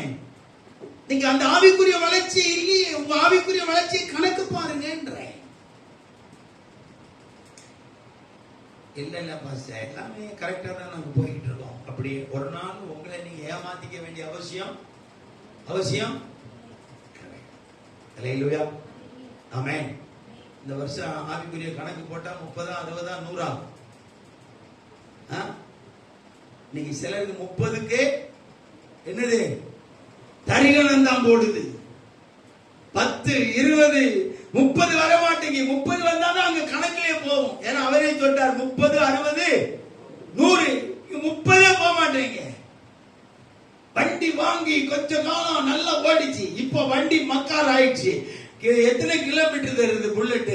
அது எடுத்த போல 35 தந்துச்சு, அப்புறம் ரன்னிங்ல 40 தந்துச்சு, இப்ப கொஞ்சம் டேமேஜ் ஆயிட்டு இப்ப 22 தான் தருது. அப்ப சொல்றாங்க, எங்க நீங்க 22 கிலோமீட்டர் ஓட்டுறதுக்கு தினம் 100 ரூபாய் பெட்ரோல் போடணுமா? இது வண்டி வித்துருங்க, 75 கிலோமீட்டர் 60 கிலோமீட்டர் கொடுக்குற ஒரு வண்டியை வாங்கிடுங்க. யார் சொல்றா? மனைவி சொல்றாங்க. கணக்கு பார்க்கறாங்க. மேல இருக்கிறவங்க நம்ம ஸ்பிரிச்சுவல் கணக்கு அவர் பார்த்தா நம்ம எல்லாம் செத்தோம். ஸ்பிரிச்சுவல் கணக்கு அவர் பார்த்தா நம்ம எல்லாருமே செத்தோம், ஆப்சென்ட் தான். ஒரு பய தர மாட்டாங்க. கர்த்தரே சொன்னார், தமிழ்நாட்டுல பெந்தேகோஸ்தே பார்த்ததுக்கு ஒரு பய தர மாட்டாங்க. எல்லாம் ஃபெயில், எல்லாம் அட்டெம்ப்ட் எழுதினவங்க. ஸ்ட்ரைட்டா பாஸ் ஆன ஒரு பயம் கிடையாது. எல்லாம் சப்ஜெக்ட் வாரியா ஃபெயில். 5 பாடத்துல 4 ஃபெயில், 3 ஃபெயில், 2 ஃபெயில், 1 ஃபெயில், செலவு 5 ஃபெயில். 40 வயசு ஆச்சு, இன்னும் 10th எழுதிட்டு இருக்கிற. ஏதோ 4 பேர் ஜாமினி ஒரு 10th பாஸ் ஆயாச்சு. செலவம் டச்சாண்டான் பாலிடெக்னிக்ல ஓடிதான். இதுக்கு மேல அப்படி இப்படின்னு பாலிடெக்னிக்ல ஓடிவான். சில ஆளு நான் +2 எழுதிதான் போவேன்னு சொல்லி அங்க போய் 5 வருஷம் இல்ல 20 வருஷம் +2 எழுதுறான். பாஸ் ஆன பாடு இல்லை. உங்களுடைய ஆவிக்குரிய ஸ்பிரிச்சுவல் கணக்கு, ஸ்பிரிச்சுவல் ஸ்டாண்டிங் என்னன்னு உங்களுக்கு தெரியும். ஆவிக்குரிய கணக்கே பார்க்கறது இல்லை. அதனாலதான் பெண்டிகாஸ்ட் மினிஸ்ட்ரி எல்லாமே ஆடி கார்ல பார்த்துட்டீங்களா? எத்தனை ரவுண்ட் போட்டிருப்பான்? Audi car costly car. அது எத்தனையோ கோடி ரூபாய்க்கு வாங்கினாலும் சரி, ஆடி கார்ல 3 சீரை தான் போட்டிருப்பான். நம்ம ஆளு காஸ்ட்லி பாஸ்டர். எப்படி? அவர் 50 வருஷம் காஸ்ட்லி பாஸ்டர். அவர் பிஷப் ஆக்கும், அவர் தலைவர் ஆக்கும், அவர் பெரிய ஸ்தாபனம் ஆக்கும். கழுத 3 முட்டை தான். நீ ஆடிக்காரா இருந்து 3 முட்டையை சுமக்கிறத விட ஒரு அம்பாசிடரா எடுத்துட்டு போய் ஓல்டா இருந்தாலும் கோல்டா இருக்கும். சில ஸ்பிரிச்சுவல் கணக்க நீங்க கொஞ்சம் பார்த்தாதான் நீங்க யாருன்னு உங்களுக்கு தெரியும். நான் எத்தனையோ முறை ஸ்பிரிச்சுவல் கணக்க பார்த்து என் மனைவிக்கு முன்னாடி நான் தனம் புரிஞ்சது உண்டு. என்னுடைய ஆவிக்குரிய கணக்கை பார்த்து என் பிள்ளைகளுக்கு முன்பதாக நான் தலை குனிந்தது உண்டு. தேவன் எனக்கு கற்றுக் கொடுத்தார். அப்படி கணக்கு பார்க்க பழகு. ஆவிக்குரிய கணக்கை நீ பாரு. ஆமென். கண்டிப்பா பாப்பீங்கன்னு நினைக்கிறேன். பாப்பீங்களா இல்லையா? உங்க ஜெபத்தை நம்பாது. நான் 8 மணி நேரம் ஜெபம் பண்ணுவேன். ஒரு நாள் ஆண்டவர் வந்தார். ஜெபத்துல ஆண்டவர் சொல்றே, நீ இன்னும் ஜெபமே பண்ண ஆரம்பிக்கலன்னாரு. எனக்கு அடி வயிற கலங்க ஆரம்பிச்சுது. உண்மையா நடந்த சம்பவம். நீ ஜெபமே பண்ண ஆரம்பிக்கலன்னா நான் 8 மணி நேரம் சாப்பிடாம கொள்ளாம ஜெபம் பண்ணிட்டு இருக்கேன் பைபிள் காலேஜ்ல. இஸ்ரவேல் ஜெயக்குமார் எங்கன்னா ஒண்ணுமே சொல்ல மாட்டாங்க. அந்த மொட்டை மாடியில் அந்த ஆள் உட்காந்துருப்பாங்க. ஒரு இடத்துல உட்காந்து ஜெபம் பண்ணுவேன். காலையில மதியம் இரவு நேரம் கிடைக்கும் போதுதான் ஜெபம் பண்ணிக்கிட்டு இருப்பேன். 2 வருஷம் பைபிள் காலேஜ் முடிஞ்சு ஆண்டவர் உன்னுடைய இத்தனை மணி நேர ஜெபமும் நீ சுயமா மாமிசத்துல பண்ணின, நீ ஆவியில பண்ணல. அப்பா அப்பந்தான் நான் பேசுற அந்நிய பாஷை, நான் பேசுறேன் ஜெபத்தின் வார்த்தைகள் எல்லாம் ஆண்டவர் சொன்னாரே, நீ சுயமா ஜெபம் பண்ணாதே, நீ மாமிசத்துல ஜெபம் பண்ணி சாதிக்கணும்னு நினைக்காத. அது என்னை ஏமாத்துறது மாத்திரமில்லை, உண்மை ஏமாத்துறதா. நீ ஆவியில ஜெபிக்கிறதை மாத்திரம் தான் நான் கணக்கு பண்ணுவேன் என்று சொன்னார். அதுக்கப்புறம் என்னுடைய ஜெபம் மாற ஆரம்பித்தது. அதனாலதான் சொல்றேன், உங்களுடைய ஆவி நீங்க ஜெபம் பண்ணி பாருங்க. ஒண்ணு நடக்கலன்னு உங்க ஜெபத்துல பிரச்சனை, வெளியில பிரச்சனையே கிடையாது. ஜெபத்துல பிரச்சனை. அதனால நீங்க பாருங்க, நிறைய சபைகள் அந்த காலத்துல சின்ன வயசா இருக்கும் போது பாஸ்டர் ராஜாசிங் பாஸ்டர் ஒருத்தர் ஆசிரியத்தில் இருந்தார். அவர் சர்ச்சில் இருந்து நாங்கள் ரெடி ஆனோம். சிஎஸ்ஐல இருந்து அங்கே போனோம். அப்போ பார்த்தீங்கன்னா அவர் பிசாசு ஓட்டுவார். பாஸ்டர் ராஜாசிங் யாருக்கா தெரியுமா? பிசாசு ஓட்டுவார். பிசாசு ஓட்டுறது ஸ்பெஷலிஸ்ட். ஆள் கட்டையா இருப்பார். அவர் மாதிரி வாய்ஸ் எல்லாம் நீங்க கேட்கவே முடியாது. அவர் அந்த சவுண்டே 10 மணி நேரம் மெசேஜ் கேட்கணும்னு ஆசையை தூண்டும். அவர் அந்த மாதிரி வாய்ஸ் உள்ளவர். பிசாசு ஓட்டுவார். நான் சிறையில இருந்து, குறும்பூர்ல இருந்து, ஆழ்வார் திண்ணல இருந்து, ஆழ்வார் தோப்புல இருந்து, எல்லா சுற்று வட்டாரத்துல இருந்து பிசாசு அங்க துரத்துல கூட்டு வருவான். அது கரெக்டா வரும். YMCA ஹால் வரைக்கும் வரும். நாசிரியத்து YMCA ஹால் தாண்டி தான் அவர் இருப்பார். YMCA ஹால் வரைக்கும் அது அமைதியா கார்ல வரும், வண்டியில வரும், சைக்கிள்ல வரும். YMCA தெருவுக்குள்ள நுழைஞ்ச உடனே அது சைக்கிள்ல இருந்து இறங்கிடும். வரமாட்டேன். கார்ல இருந்து இறங்கிடும். வரமாட்டேன். சர்ச்சு இன்னும் கொஞ்சம் தூரம் இருக்கு. இன்னொரு 500 மீட்டர் போனதான் சர்ச் இருக்கும். 500 மீட்டருக்கு முன்னாடியே இறங்கிடும். அவங்க ஏதோ பலவந்தம் பண்ணி அப்படி இப்படின்னு தூக்கிட்டு வருவாங்க. தூக்கிட்டு வந்து சர்ச்சு வாசல்ல விட்டோன்னு 4 கால்ல வாசல்ல பிடிச்சி 2 கையை 2 காலையும் வாசல்ல பிடிச்சிட்டு உள்ள வராது. வரவே வராது. நான் அங்க இருப்பேன். என்னடா இது வர மாட்டீங்க பாஸ்டர் எங்கன்னா, பாஸ்டர் வீட்டுல இருக்கிறார். அவரை போய் கூப்பிடுவோம். பாஸ்டர் இந்த மாதிரி அவர் வந்த உடனே விளப்பா அப்படின்னு வந்துடும். ஒரே வார்த்தை சொல்லுவாரு, ஏய் போகல அவ்வளவுதான். உடனே உள்ள வந்துடும். 1-2 இல்லைங்க 10-20 ஆடிட்டு இருக்கும். நம்மளையும் சப்போர்ட் வச்சிருப்பாரு. இவர் கொஞ்ச நேரம் உட்காந்து தோத்திரம் பண்ணி ஒன்னா துரத்திட்டு இருப்பாரு. இவருக்கு டயர்ட் ஆயிரும். இவனை கொஞ்சம் இவங்களோட நீ இருறா, நான் போயிட்டு கொஞ்சம் சாப்பிட்டு வந்திருந்தாங்க. ஏய் அந்த பிஜாஜி காவலா என்ன வச்சுட்டு போறீங்க? ஒன்னும் பயப்படாது. அது சொல்லிட்டு போவார். நான் வர்ற வரைக்கும் யாரும் கைய கால ஆட்டக்கூடாது, வாயை மூடிட்டு சொல்லுவாருங்க. அப்படியே கிடக்குங்க. அது வாயை மூடிட்டு அப்படியே கிடக்கும். நானும் 1 மணி நேரம் நான் உட்கார்ந்து தூங்குவேன். ஒரு சிம்டம்ஸ் பிசாசு பிடிச்ச சாயலே தெரியாது. அது வாட்டு கிடக்கும். அவர் சாப்பிட்டு வந்த உடனே வேலையை ஆரம்பிப்பார். ஒவ்வொன்னா விசாரிச்சு துரத்துவார். எல்லாம் சாயங்காலத்துக்குள்ள போய் வீட்டுக்கு போயிடுவார். ஆமென். அதே பாஸ்டர் ராஜா சிங் காலங்கள் வரும் பொழுது ஒரு பிசாசு கூட ஓட்ட முடியல. அதே பாஸ்டர் ராஜா சிங் தான். ஊழிய எக்ஸ்பீரியன்ஸ் இருக்கு, அனுபவம் இருக்கிறது. காலம் வரும் பொழுது ஒரு பிசாசு கூட அவரை விட்டு போக மாட்டார். அந்த எல்லை வந்தா போவார். ஏன்? அதே தேவனுடைய ஊழியர் தானே, அதே மனிதன் தானே, அதே ஜெபம் இருக்கிறது, அதே விசுவாசம் இருக்கிறது, அதே வாயில் அதிகாரம் எல்லாம் இருக்கிறது. ஆனால் ஆவிக்குரிய வளர்ச்சி அவர் கணக்கிடாததுனாலே பிசாசுகள் அவருடைய அதிகாரத்தை விட மேலான அதிகாரத்துக்கு உட்பட்டதாயிற்று. அவருடைய வல்லமையை விட மேலான வல்லமைக்கு உட்பட்டதாயிற்று. போக மாட்டேன். கடைசியில ஊழியம் போய் சபை எல்லாமே தேஞ்சி கட்டருப்பாயிற்று. ஆவிக்குரிய வளர்ச்சியை நீங்கள் கணக்கிட்டு எந்த ஊழியத்தையும் செய்து பாருங்கள். உண்மையாகவே ஆவிக்குரிய வளர்ச்சிக்கும் ஊழியத்துக்கும் ஒரு லிங்க் இருக்கு. அல்லேலூயா.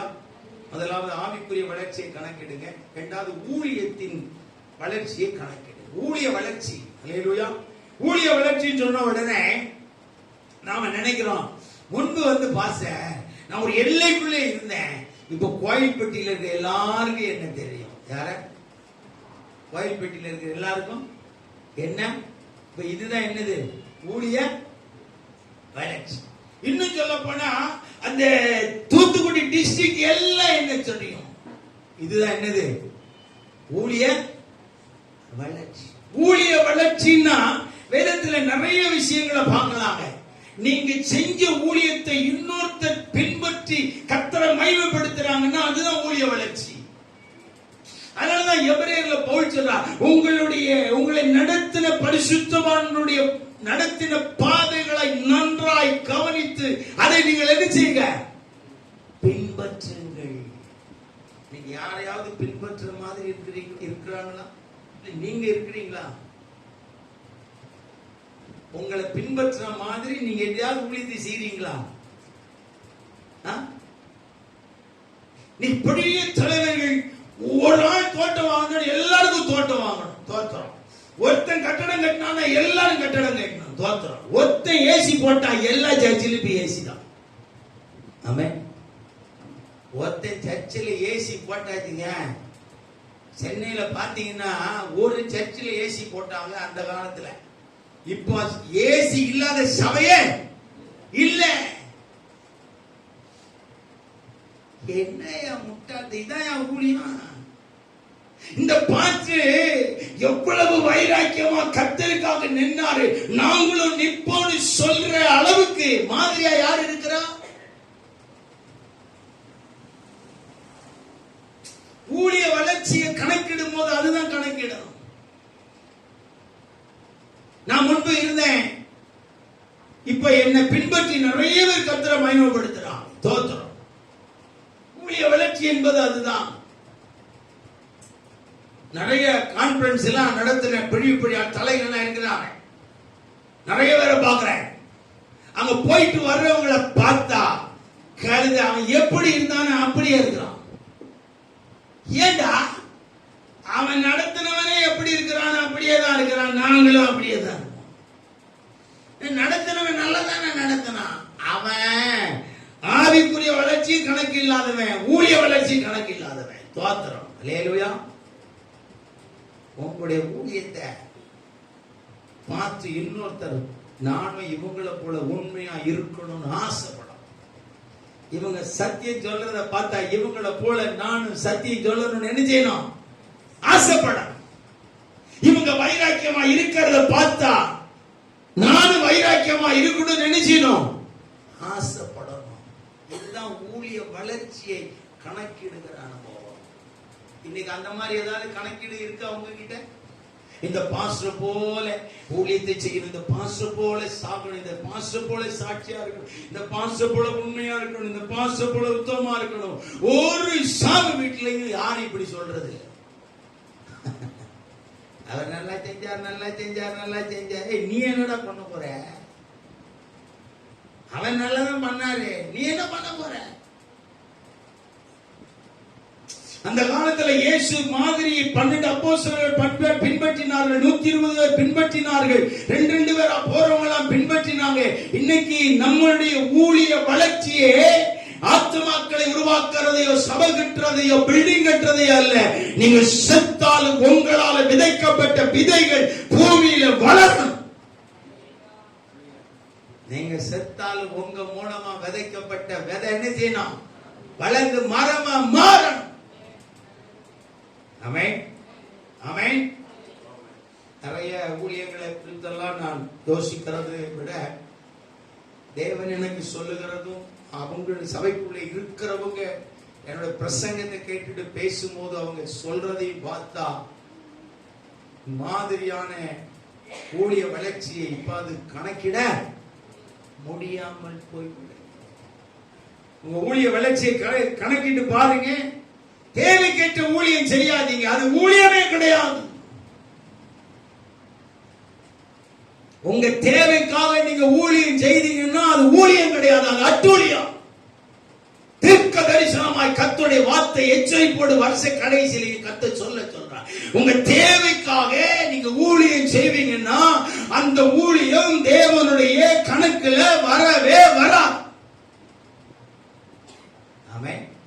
தேவைக்காக ஒரு பெண்ணை பிடிச்சிட்டாங்க போலீஸ்காரங்க, இன்னுமா அழகா இருக்கிற குடும்ப பெண்ணா இருக்க, திருந்து இந்த விபச்சார தொழில போய் இறங்கிட்டியம்மா அப்படின்னு கேட்டா அது சொல்லுது, சார் சாப்பிடுறதுக்கு இதான் சார் எனக்கு கிடைச்சது, என் புருஷன் இல்ல சார், நான் பீஸ் கட்டணும், அதுக்காக இந்த தொழில இறங்கிதான் என் பிள்ளைகளை பீஸ் கட்டுறேன், நான் சோறு சாப்பிடுறேன், வாடகை கொடுக்கறேன் சார், நீங்க பிடிச்சி என்ன பப்ளிக்ல அறிமுகப்படுத்திட்டீங்கன்னா எங்க குடும்பம் ஸ்பாயில் ஆயிரும் சார், தயவு செய்து என்ன செஞ்சிருங்க. அப்ப அந்த அம்மா தேவைக்காக தன் சரீரத்தை விக்குதுன்னா, பெந்தேகோஸ்து ஊழியக்காரன் தேவைக்காக ஊழியம் செய்கிறான் என்று சொன்னால் அவனும் விபச்சார கள்ளன்.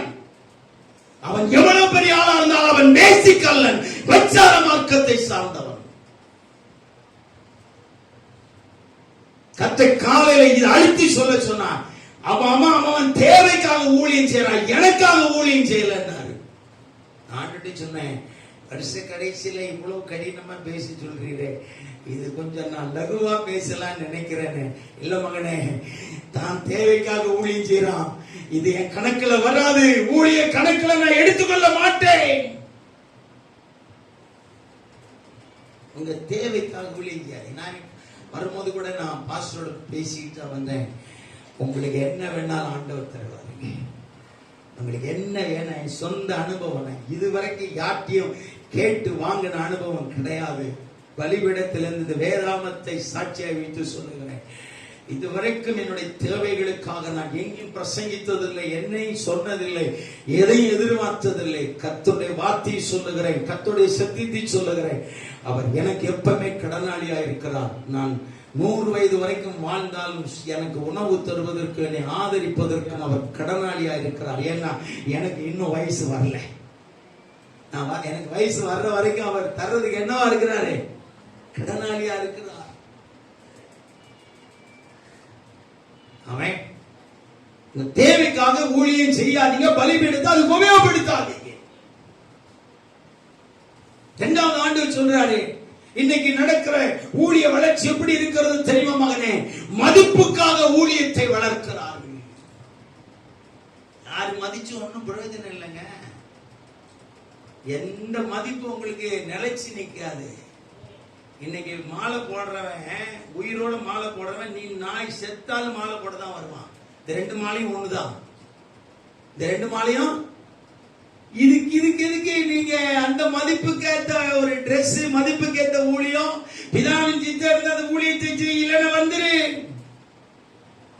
உலகத்துல எப்பவுமே தேவை இருந்துகிட்டே இருக்கும். தேவ பிள்ளைகளுக்கு, தேவ ஊழியர்களுக்கு அவர்களுடைய உழைப்புக்கேற்ற ஊதியத்தையும் அழைப்புக்கேற்ற காரியத்தையும் பொறுப்பெடுத்திருக்கிறவர் கர்த்தர் தானே. நீங்க ஏன் தேவைக்காக ஊழியம் செய்றீங்க? அது ஊழிய வளர்ச்சியே கிடையாது. எவ்வளவு பெரிய பாலா சிலாரி செய்யாத ஊழியமா தமிழ்நாட்டில் யாரும் செய்ய போறாங்க? பாலா சிலாரி செய்யாத ஊழியமா? அவ்வளவு அனாயிண்டிங்கான ஊழியம், அவ்வளவு ஆழமான ஊழியம். ஓ தேவனுக்கு மகிமைன்னு பாட ஆரம்பிச்சுட்டா பிசாசு என்ன செய்யும்? ஆடும். அந்த பாட்டு தான் பாடுவார். ஓ தேவனுக்கு மகிமைன்னு அவர் பாட ஆரம்பிச்சுட்டாரு, அவர் டீம் பாடுச்சுன்னா பிசாசு அப்படியே ஆடும். ஏன்? தேவைக்காக அவர் ஊழியம் செய்யல. ஆனா அதே பாலாசிலாரி தேவைக்காக ஊழியம் செஞ்சார், மதிப்புக்காக ஊழியம் செய்ய ஆரம்பிச்சார். கர்த்தர் கைவிட்டார். ஒரு காலத்துல கை ஒடிஞ்ச, அப்படியே ஒடிஞ்ச கை சீராக தெரியாது, கண்ணு தெரியும். ஆனா மதிப்புக்காக ஊழியம் செய்ய ஆரம்பிக்கும் போது கண்ணு தெரிஞ்சவனை கண்ணு தெரியாதவனா நடிக்க வச்சாரு, கால் ஒடியாதவனை கால் ஒடிஞ்சவனா நடிக்க வச்சாரு, பேசுறவனை பேசாதவனா நடிக்க வச்சாரு. ஏன்னா நான் மதிப்பா இருக்கணும்ல.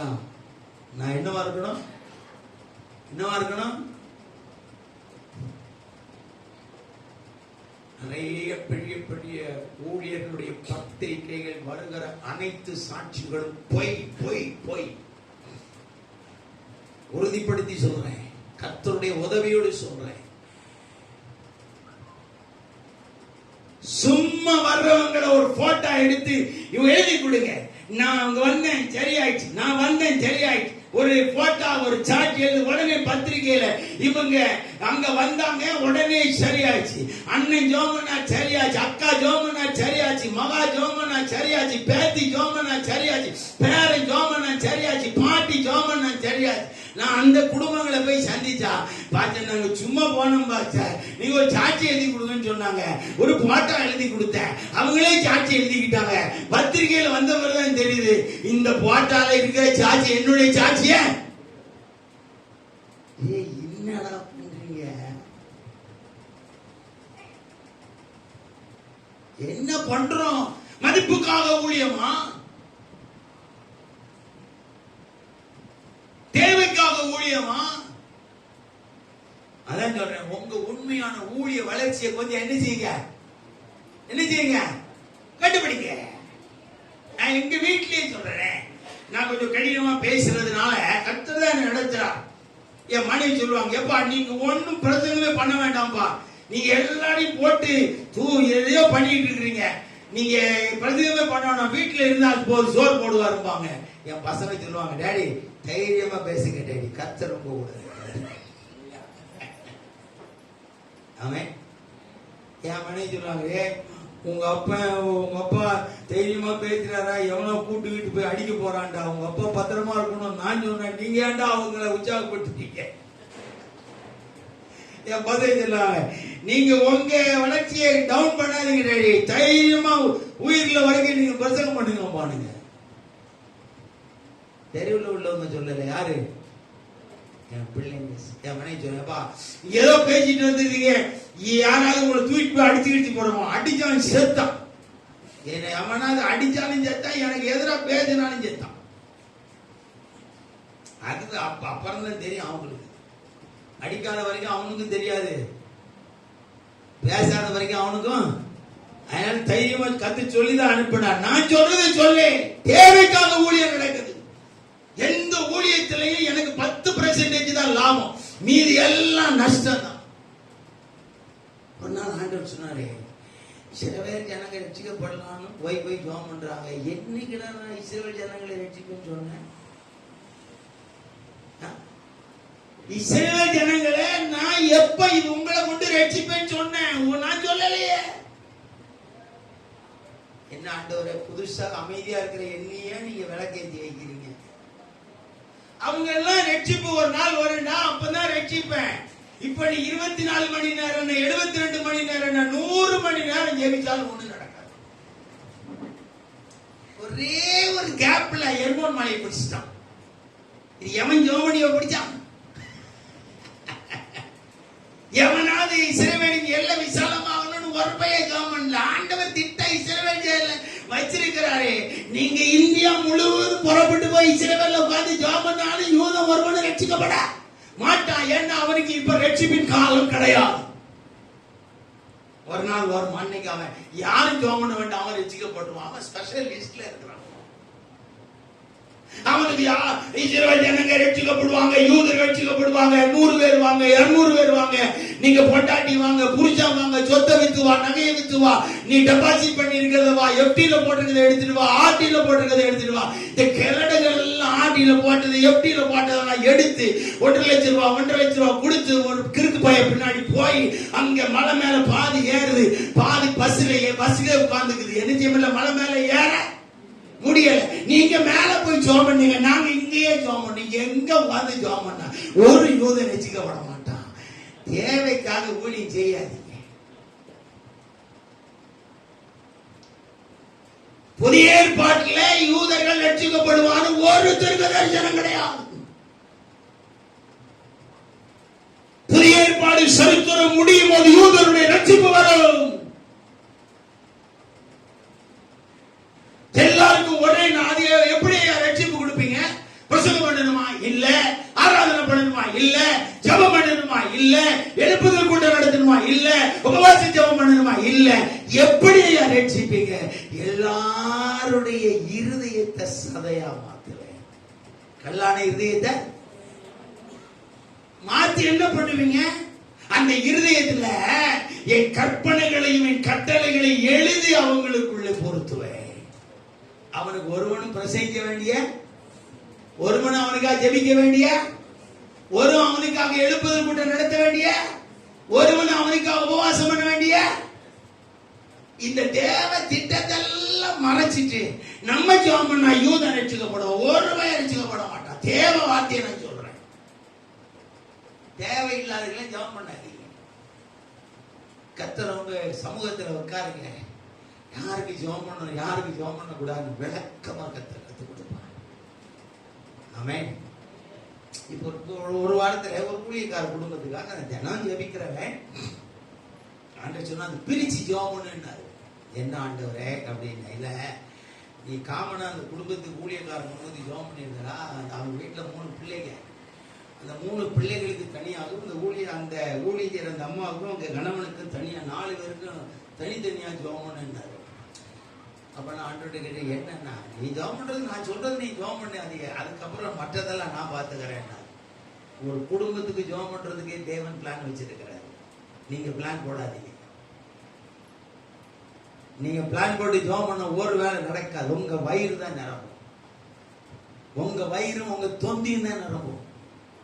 தேவனுக்கு இதனால லாபமே கிடையாது. நாங்க இஸ்ரவேல் ஊழியத்தை செஞ்சுட்டு வரோம். எங்க பிரதர் போனீங்க? ஐயோ 12 நாள் பாஸ்டர் இஸ்ரவேலுக்கு போய் ஜெபம் பண்ணிட்டு வந்தோம். யாருக்குடா? ரட்சிக்கப்படாத யூதனுக்காக. ஏவன் ஜெபத்தை கேட்டு அவர் ரட்சிப்பே தரமாட்டேன்னு சொல்லிட்டாரு. ரட்சிப்பு காலமே இன்னும் வரலையே. வேதத்தை புரிஞ்சு வாழுங்க. அப்புறம் வேதத்தை புரிஞ்சு ஜெபம் பண்ணுங்க. ஆமென் ஆமென். ஏனோ வீட்டுல ஜெபம் பண்ணுங்க இஸ்ரவேல் ஜனங்களுக்காக. ஏன்னா வேதம் சொல்லுது இஸ்ரவேலை நேசிக்கிறவர்கள் எப்படி இருப்பார்கள்? சுகித்திருப்பார்கள். ஆண்டவரே சொல்லுங்க இஸ்ரவேல் தேசத்தை ஆசீர்வதிங்க, இஸ்ரவேல் தேசத்தை காப்பாத்துங்க, இஸ்ரவேல் தேசத்துக்கு உதவி செய்யுங்க. ஏன்னா அது யாருடைய தேசம்? என் எஜமானுடைய தேசம். என் எஜமான் கால் மிதித்த தேசம். என் எஜமான் உலாவி வந்த தேசம். என் எஜமானுடைய சத்தம் இன்னும் அந்த இஸ்ரவேல் தேசத்தில் இருக்கிறதாக சயின்டிஸ்ட் சொல்றாங்க. இயேசு 2000 வருஷத்துக்கு முன்பதாக இஸ்ரவேலிலே பேசின அந்த பிரசங்கம் பண்ணின சத்தங்கள் இன்னும் அந்த தேசத்துக்குள்ள என்ன செய்தான்? உலாவி கொண்டிருக்கிறதாக ஆராய்ச்சியாளர்கள் சொல்றாங்க. தினமும் இஸ்ரவேல் தேசத்துக்காக குடும்பத்தில் ஒரு வார்த்தையை சொல்லுங்க. எங்க ஆண்டவரே உங்களுடைய இஸ்ரவேல் தேசத்தை ஆசீர்வாதி, இஸ்ரவேல் ஜனங்களை ஆசீர்வாதியும், இஸ்ரவேல் தேசத்துல உங்க சித்தம் சரியா நிறைவேறட்டப்பா. நீங்க சந்தோஷப்படுற மாதிரி அந்த தேசத்துல உலாவி வாங்க. தோத்திரம் முடிஞ்சது. அங்க யாரையும் உங்களால ரட்சிக்க இஸ்ரவேல் ஜனங்களுக்கு ரட்சிப்புக்காக நீங்க ஜெபம் பண்ணி ஊழியத்துக்கு போறீங்கன்னா உங்க தேவைக்காக தான் அந்த ப்ராஜெக்டை போடுறீங்க. தோத்திரம் பாடாதீங்க. தேவைக்காக ஊழியம் செய்யாதீங்க. ரெண்டாவது மதிப்புக்காக ஊழியம் செய்யாதீங்க.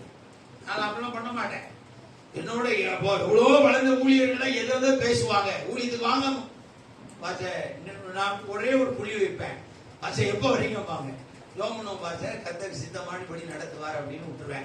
அடுத்த நிமிஷம் ஆண்டடிச்சு சொன்ன ஆண்டவரே இவர் கூப்பிடுறாரு, நான் போனோம்னா இன்னொரு முறை பேசட்டும், இல்லைன்னா இதோட என்ன செஞ்சிடணும் பேச கூடாது ஜோம் பண்ணிடுவேன். திரும்ப பேசினா போவேன், பேசனா விட்டுருவேன். அது எவ்வளவு பெரிய ஆளா? அந்த மதிப்பு தேவையில்லைங்க. மதிப்பு தேவையே உங்க ஊழிய வளர்ச்சியை கரெக்டா கண்டுபிடிங்க. அல்லேலூயா. முதலாவது ஆவிக்குரிய வளர்ச்சியை கணக்கு போடுங்க. இரண்டாவது ஊழிய வளர்ச்சியை கணக்கு போடுங்க. மூணாவது உங்க குடும்ப வளர்ச்சியை நீங்க கணக்கு போட்டுதான். ஊழியக்காரனுடைய குடும்ப வளர்ச்சி ஆண்டவருக்கு ரொம்ப வசனங்கள் நிறைய இருக்கு. ஊழியக்காரனுடைய குடும்ப வளர்ச்சியை கணக்கு போட்டா ஆடிக்கார் மாதிரி 3 சீரம். எத்தனை சீரம்? உங்க குடும்ப வளர்ச்சி எல்லாம் எப்படி இருக்கு? 3 5 10 சீரம் போனா கூட ஐயோ ஊழியக்காரங்களோட குடும்பங்களுக்கு போய் வெளியே வந்தா மெட்ராஸ் கூவத்தை விட நாத்தம். மெட்ராஸ் கூவத்தை விட. ஒரு சர்ச்சுக்கு போயிருந்தேன். ஐயோ அதை பார்த்து அவர் குடும்பத்தை பத்தி சாட்சி சொன்னார் பாருங்க. உலகத்துல எங்கேயுமே அந்த சாட்சி சொல்ல முடியாது. நெஞ்சு வெடிக்குது. வெளியே சொல்லவே முடியாது. அந்த அளவுக்கு குடும்பத்துல தெய்வீக வாசனையே கிடையாது.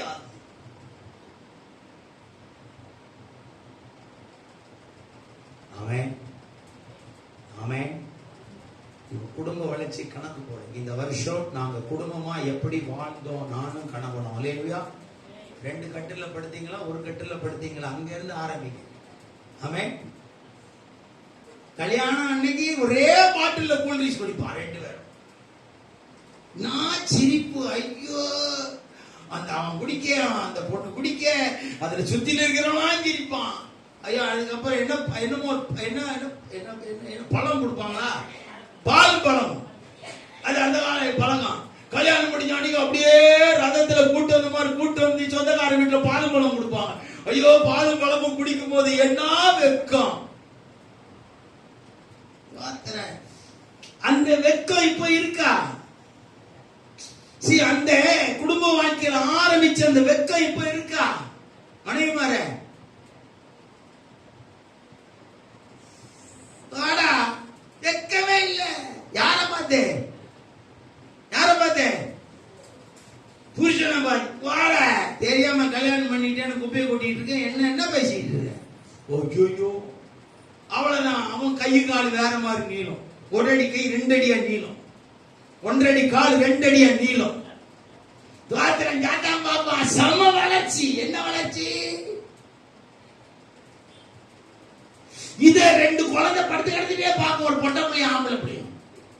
அது 1 வயசுல பார்க்க, 2 வயசுல பார்க்க, 5 வயசுல பார்க்க, 7 வயசுல பார்க்க, 10 வயசுல பார்க்க, 12 வயசுல சொல்லும் எங்க அப்பாவும் எங்க அம்மாவும் சண்டை போட்டே காலம் கிடைச்சிட்டான். பொட்டை பிள்ளைக்கு 22 வயசாச்சு, கல்யாணம் பண்ணணும் அப்படின்னு அம்மா அப்பா பேசுவாங்க. அந்த பொண்ணு சொல்லி எங்க அம்மா அப்பா போட்ட சண்டை போதாதான் நானும் கல்யாணம் பண்ணி சண்டை போடணுமா, எனக்கு கல்யாணமே வேண்டாம். ஊழியக்காரனுடைய குடும்பத்துக்குள்ள ஒரு வளர்ச்சி, சாட்சி வளர்ச்சி வேணும். ரைட்டி கம்பெனில பையன் வேலை செய்யற கம்பெனில 2 பாஸ் பிள்ளைங்க, 2 லவ் பண்ணி கல்யாணம் பண்ணிக்கிச்சு. அந்த பொண்ணு வீட்டுக்கும் தெரியாது, மாப்பிள்ளை வீட்டுக்கும் தெரியாது. அவங்க 2 பேரும் ரிஜிஸ்டர் கல்யாணம் பண்ணி ஒரு குடும்பம் நடத்துறாங்க, ஒரு வீடு வாடகை எடுத்து. அவங்க அம்மாட்ட அந்த பொண்ணு சொல்லுது, நான் ஹாஸ்டல்ல சுகமா இருக்கிறேன். இந்த பையன் சொல்றான், ஹாஸ்டல்ல எப்படி இருக்க? சுகமா இருக்கு. 1 வருஷம் காலம் தெரியாச்சு. அம்மா அப்பாவுக்கு தெரியாம 2 பேரும் கல்யாணம் பண்ணு. இப்ப தெரிஞ்சு முறைப்படி கல்யாணம் பண்ணி வைக்கிறாங்க. ஊழியக்காரனுடைய குடும்பத்தினுடைய சாட்சியின் வளர்ச்சி. உங்க குடும்பம் எப்படி இருக்கு? எனக்கு பரலோகமே வேண்டாங்க, என் குடும்பம் எனக்கு பரலோகம் தெரியுமா? என் குடும்பம் எனக்கு பரலோகம். என்னால என் குடும்பத்தை விட்டு சிந்தையில நவளவே முடியாது. 1 வாரம்லாம் எங்கேயும் மினிஸ்ட்ரிக்கு போக மாட்டேன். 3 நாள் தான், 4 நாள் தான்.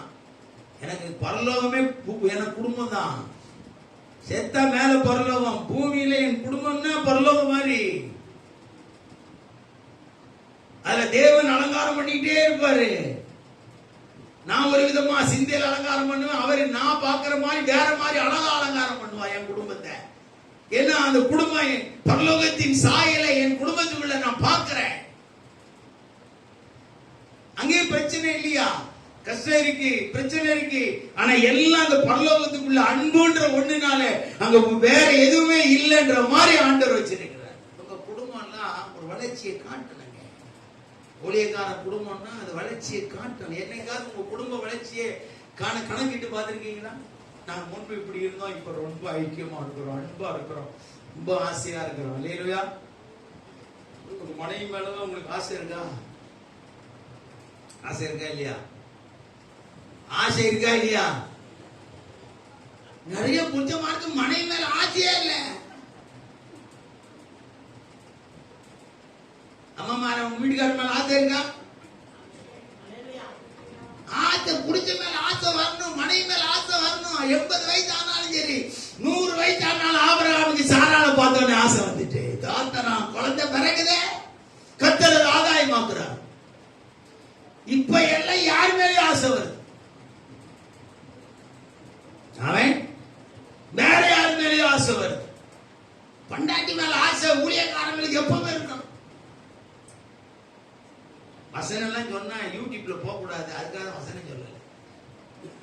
அந்நிய ஸ்திரீனுடைய மார்பை தழுவ வேண்டியதுன்னு உன் மனைவியே உனக்கு போதும் அப்படின்னா என்ன அர்த்தம்? அதெல்லாம் விலகி சொன்னா வேற மாதிரி போ.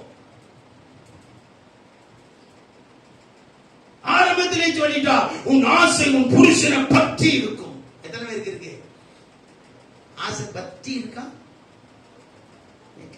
பையில கல்யாணம் பண்ணி உயிரை வாங்குறான். யார ஆசை இருக்கா? ஆசை வரணும். இதுதான் குடும்ப வளர்ச்சி. இந்த பைபிளுக்குள்ள குடும்ப வளர்ச்சியை ஒப்பிட்டு பாருங்க. ஐயோ எனக்கு என் புருஷன் மேல எப்பவுமே ஆசைங்க, என் மனைவி மேல எப்பவுமே ஆசைங்க. மேல இருக்கிறவர் பாப்பாரு, இது நல்ல வளர்ச்சி உள்ள குடும்பம். அல்லேலூயா. இந்த கொம்பேர் மரத்தை வெட்டி படகு செய்யலாம். ஆமென். அதுக்குள்ள இன்னொரு குடும்பம் வாழும், இன்னும் 1000 குடும்பம் வாழும். சிங்கம் என்கிற குடும்பம் வாழும், யானை என்கிற குடும்பம் வாழும். இப்படி பல ஆயிரக்கணக்கான மிருகங்கள் குடும்பங்கள் வாழும். ஊழியக்காரன் நோவாவின் குடும்பமும் சேர்ந்து வாழும். நீங்க ஏதாவது கொப்பை மரத்தை போல வளர்ந்துருக்கீங்களா? வேலை கட்டுற மாதிரி யார் குடும்ப வளர்ச்சியே கிடையாது. ஒரு ஊழியக்காரன் 3 கல்யாணம். என்னையா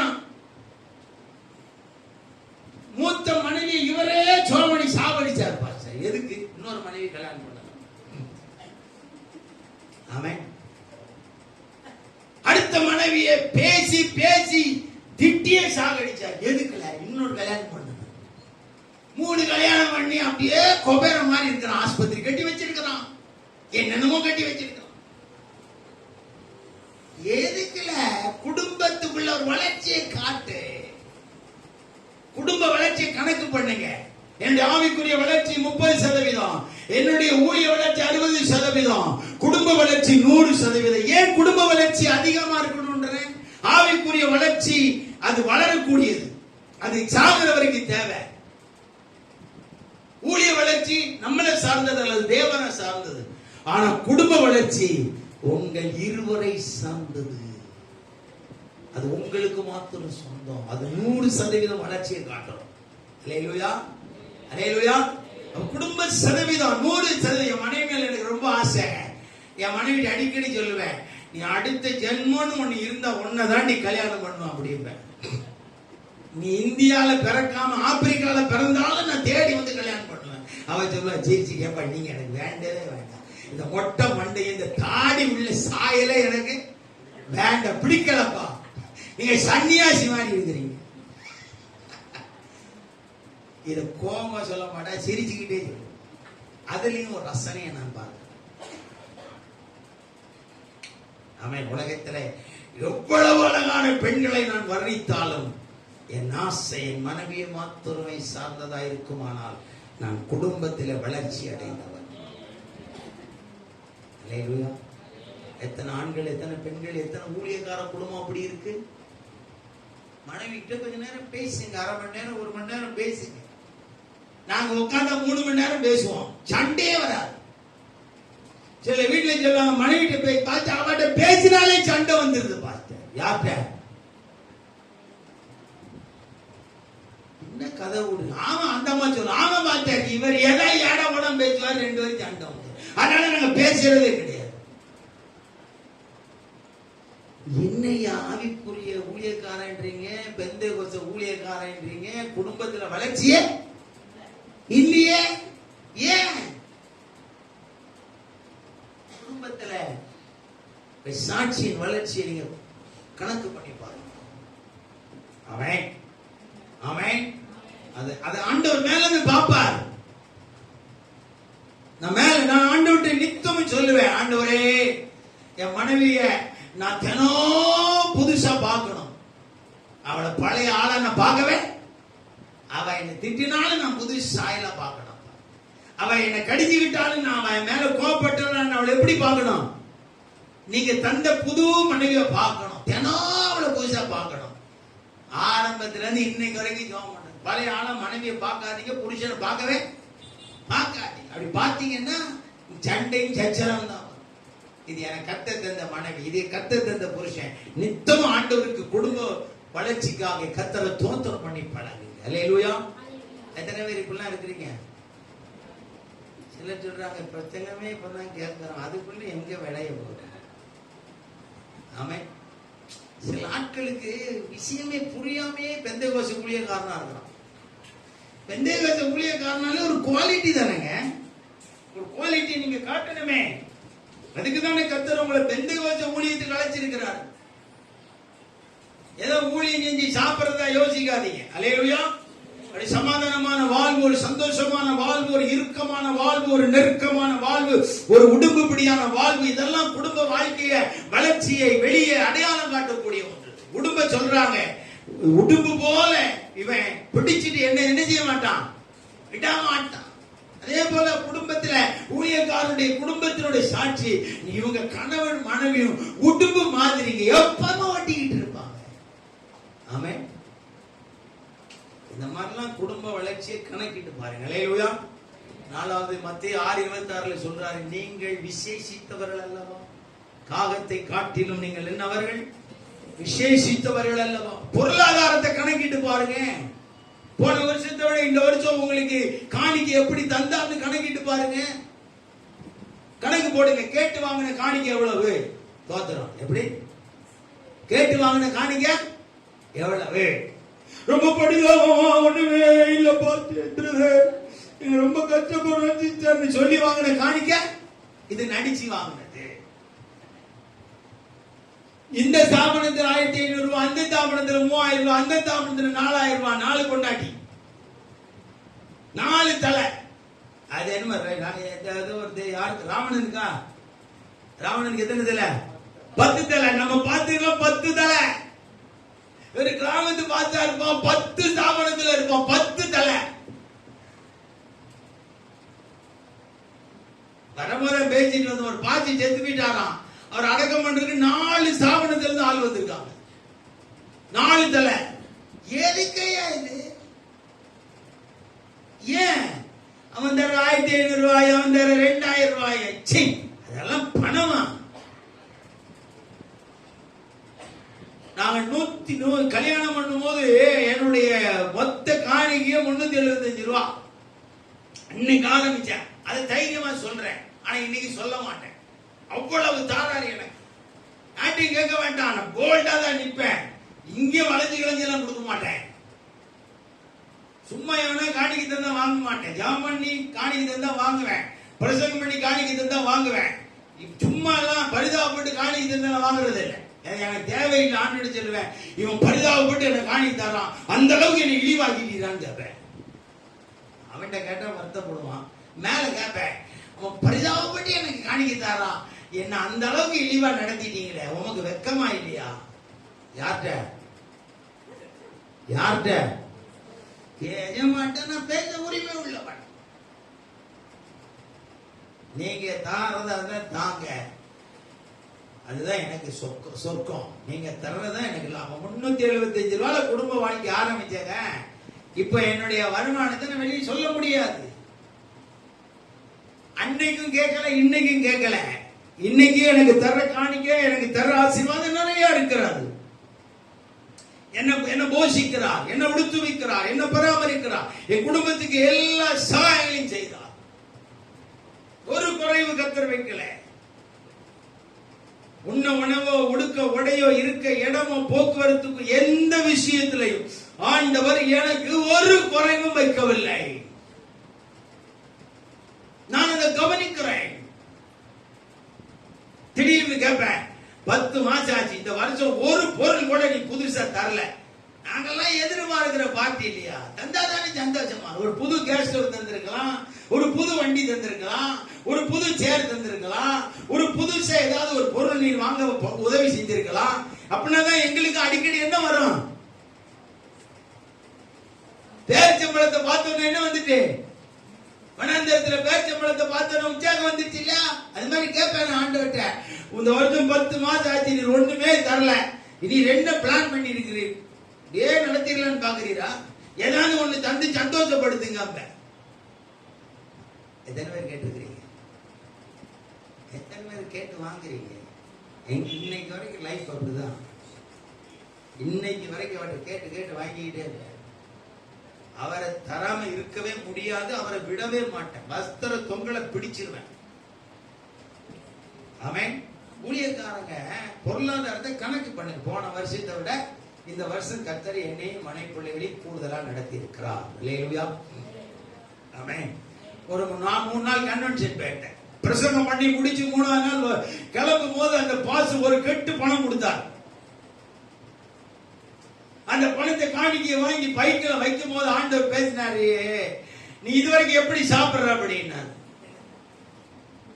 பேசுறாரு, கொஞ்சம் நிறைய பணம், நிறைய காணிக்கை அந்த பைக்கில் வைக்கும் போது கத்த சொன்னார், எப்படி சாப்பிடுற அப்படின்னாரு. சொல்லிட்டு திரும்ப என்ன பேசவே விடல. திரும்ப சொன்னாரு, நீ பிரசங்கம் பண்ணி தான் சாப்பிடணும், வேற எந்த விதத்திலையும் நீ யார்ட்டையும் கேட்டு வாங்க கூடாது. இதுவரைக்கும் எப்படி நடந்தியோ சாகிற வரைக்கும் நீ அப்படிதான். ஆமென்.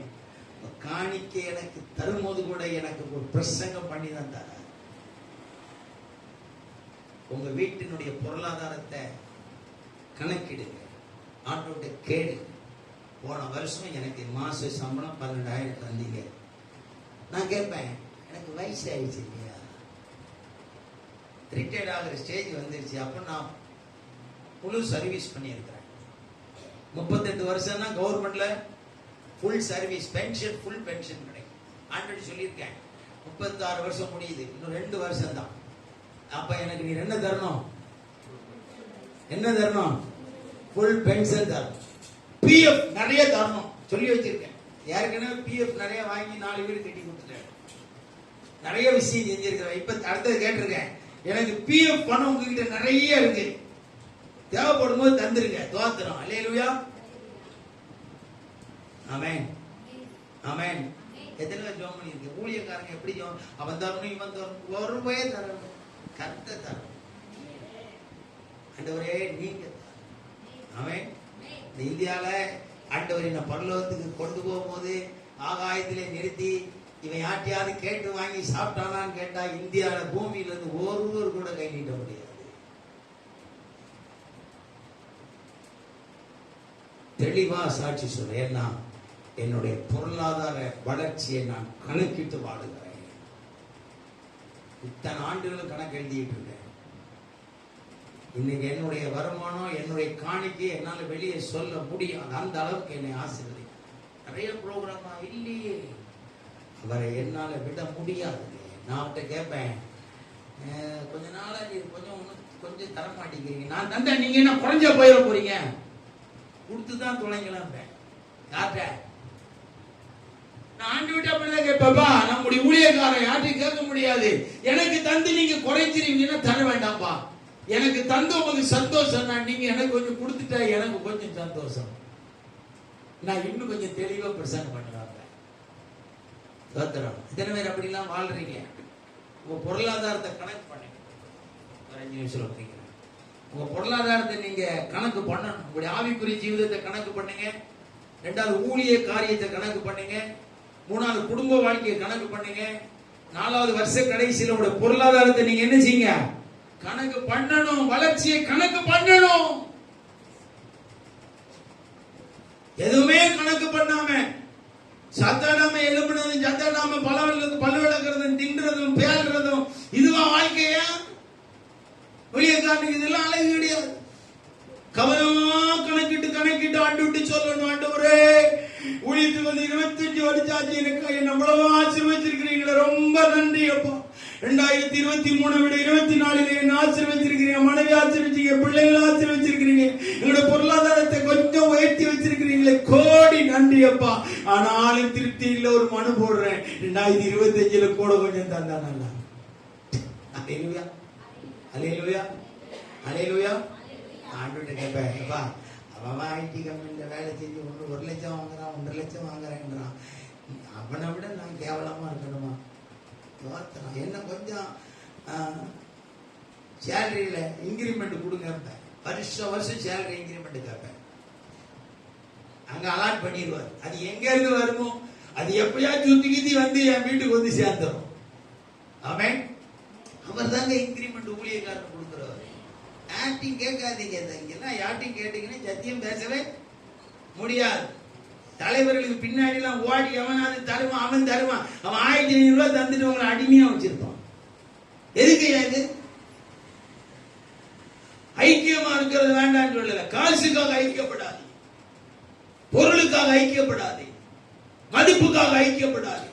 இந்த ஊழியக்காரனோடு சேர்ந்து நான் ஊழியர் சந்தோஷம், இந்த ஸ்தாபனத்தோடு சேர்ந்து ஊழியர் சந்தோஷம், இந்த தலைவரோடு சேர்ந்து ஊழியர் கத்த சொல்றார் சந்தோஷம். அவன் தர்றான் பாஸ்டர், பின்னாடியே போய்கிட்டு இருக்க. எதுக்கு? 4 காரியம் தான் கர்த்தர் நம்மோடு பேசியிருக்கிறார். 1, ஆவிக்குரிய வளர்ச்சி என்ன செய்யுங்க? கணக்கெடுங்க. 2வது ஊழிய வளர்ச்சி கணக்கெடுங்க. 3வது உங்களோட குடும்ப வாழ்க்கையினுடைய வளர்ச்சியை கணக்கெடுங்க. 4வது பொருளாதாரத்தின் வளர்ச்சியை கணக்கு. 4 பேருக்கு கொடுக்கிற மாதிரி வாழணும்னு ஆசைப்படுறோம். 4 பேருக்கு கொடுக்கணும்னு ஆசையோடு வாழுங்க. ஆமென். இப்ப கூட நாங்க துணி எடுக்க போனோம் கிறிஸ்துமஸுக்கு. ஏசுராஜ் பாஸ்டர் வந்தாங்க. நாங்க 2 நாள் தான் சென்னையில போய், எனக்கு துணி எடுத்தாலும் நான் உங்கள்கிட்ட சொன்னேன், அடுத்த வருஷம் இதை விட நல்ல விலையில வாங்கணும் பாஸ்டர் ஆசை. ஆனா எனக்கும் அவங்களுக்கும் எடுத்தது வெறும் 250 ரூபாய் சட்டை தான் எடுத்தோம். 250 பார்த்து ஏஜ்ராஜ் பார்த்து போட்டிருக்க சட்டை வெறும் 250 ரூபா தான். அதை தான் நாங்களும் அவங்களும் எடுத்தோம். ஆனா ஊழியக்காரங்களுக்கு டபுள் ரேட்ல எடுத்தோம். நான் அடுத்த வருஷம் இதை விட டபுளா எடுக்கணும் பார்த்தேன். ஆமென் ஆமென். மற்றவங்களுக்கு கொடுக்கணும்னு ஆசையா இருக்கு. ஊழியக்காரங்களுடைய பொருளாதாரத்தினுடைய மேன்மை அதுதான். நான் வாங்கி வாழ்ந்தேன் பாஸ்டர், இப்ப நான் கர்த்தருடைய நாமத்தினால கொடுக்கிறேன். ஆமென். நாங்க இந்த கொரோனாக்கு முன்னாடி 1100 ஊழியக்காரங்களுக்கு வஸ்திரம் கொடுத்தேன். எப்படி கொடுத்தேன்னு எனக்கு தெரியாது. இந்த வருஷம் 350 ஊழியக்காரர்களுக்கு துணி கொடுக்குறேன். எப்படி கொடுக்குறேன்னு எனக்கு தெரியாது. ஆண்டவர்கிட்ட கேட்பேன். 6 மாசம் ஆனோடனே கேட்க ஆரம்பிச்சிருவேன். டிசம்பர் பிரச்சனை எல்லாம் செட்டில்மெண்ட் பண்ணிங்க. யார் மூலமா தெரியுங்களோ எப்படி தெரியுங்களோ எனக்கு தெரியாது. என்னுடையதை நான் முதல்ல இன்வெஸ்ட்மெண்ட் பண்றேன். அல்லேலூயா. எல்லா வேலையும் நடக்கும். கொடுக்கணும்னு ஆசைப்படுங்க. நீங்க கிராமத்து ஊழியக்காரங்க தான், கொடுக்கணும்னு ஆசைப்படுங்க. நீங்க கிராம பாஸ்டர்ஸ் தான், உங்களுக்கு வருமானம் கம்மி தான், கொடுக்கணும்னு ஆசை வரணும். ஒரு 4 விதவைகளுக்கு 4 சேலை எடுத்து கொடுக்கணும், யாருக்கும் வாங்கி கொடுக்கணும்னு நினைக்காதீங்க. நீங்க எடுத்து கொடுக்கணும்னு ஆசைப்படுங்க. அவன் ஒரு 4 வேலைகளுக்கு கொடுக்கணும்னு ஆசைப்படுங்க. கர்த்தர் 4 பேருக்கு இல்ல 40 பேருக்கு கொடுக்க உதவி செய்யும். உடைய பொருளாதார வளர்ச்சி தேவன் தருவதற்கு ரெடியா இருக்கிறார். பெற்றுக்கொள்ள ஆயத்தப்படுங்க. அல்லேலூயா அல்லேலூயா. இதுக்கு ஒரு நிர்வாகம் எல்லாம் தேவையில்லை.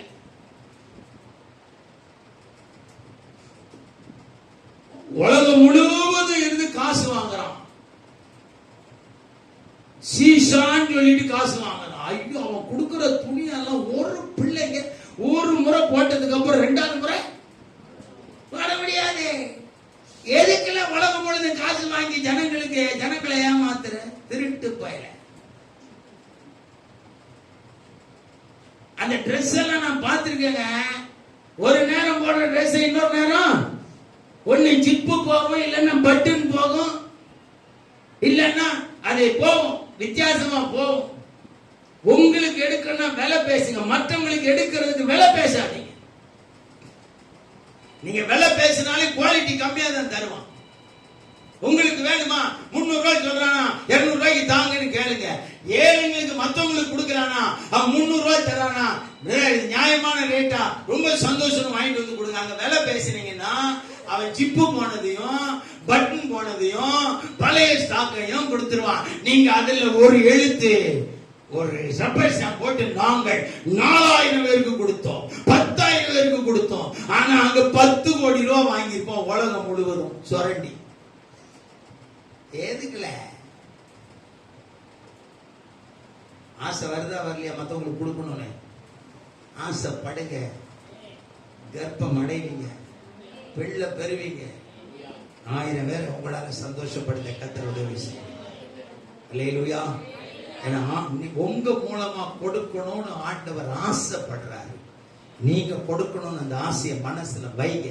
உங்களுடைய பொருளாதார வளர்ச்சி உச்சகட்டத்தை எட்டாது. அல்லேலூயா. நம்மகிட்ட கிடையாதுங்க. நான் கல்யாணம் பண்ணும் போது 2 பேண்ட் எடுத்துட்டு ஐயோ நான் சந்தோஷப்பட்டேன் பாருங்க. இம்போர்ட்டட் குவாலிட்டி பர்மா பஜார்ல 2 பேண்ட் எடுத்தேன்.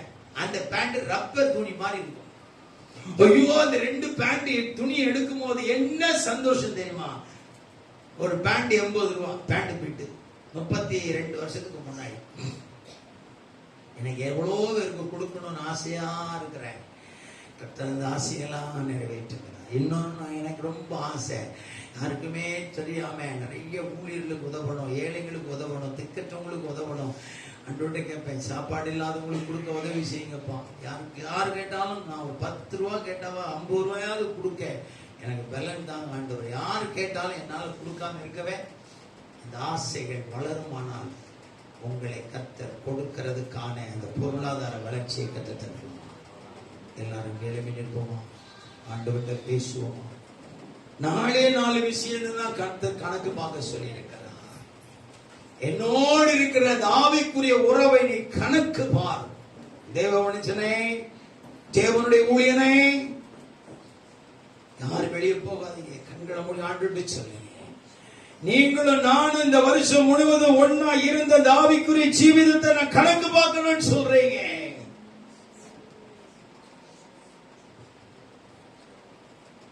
கண்களை மூடி பரலோகத்துக்கு நேராக என்னுடைய முகத்தை திருப்பி ஆண்டவர்ட்ட கேட்கிறேன், இந்த வருஷம் நீங்களும் நானும் எப்படி இருந்தோம்?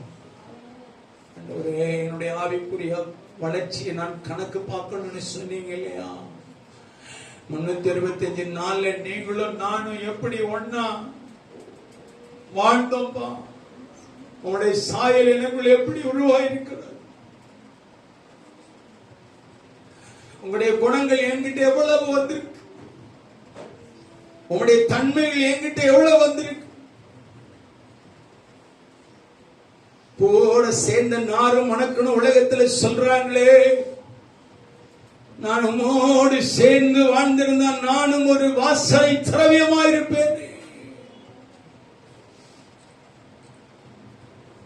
என் தேவைக்காக நான் ஊழியம் செய்யக்கூடாது, மதிப்புக்காக நான் ஊழியம் செய்யக்கூடாது. அந்த தேசத்துக்கு போன இந்த தேசத்துக்கு வேணாம்பா.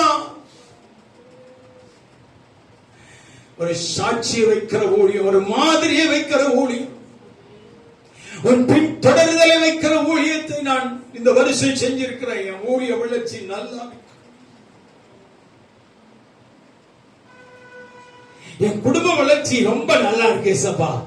இல்லன்னா இல்லன்னு சொல்லிடுங்க. நீங்க எனக்கு தந்த மனைவியோடு இந்த வருஷம் முழுதும் சண்டை போட்டு வாழ்ந்துட்டேன், ரொம்ப அவமானமா இருக்கு. வர்ற வருஷம் நான் அப்படி இருக்க கூடாது. என் கணவனோடு இணைச்சி, என் மனைவியோடு இணைச்சி நல்ல கர்த்தருக்காக நாங்க வாழணும்ப்பா. எங்க குடும்ப வளர்ச்சியில ஒரு நல்ல சதவீதத்தை நான் பார்க்க நான் ஆசைப்படுகிறேன்.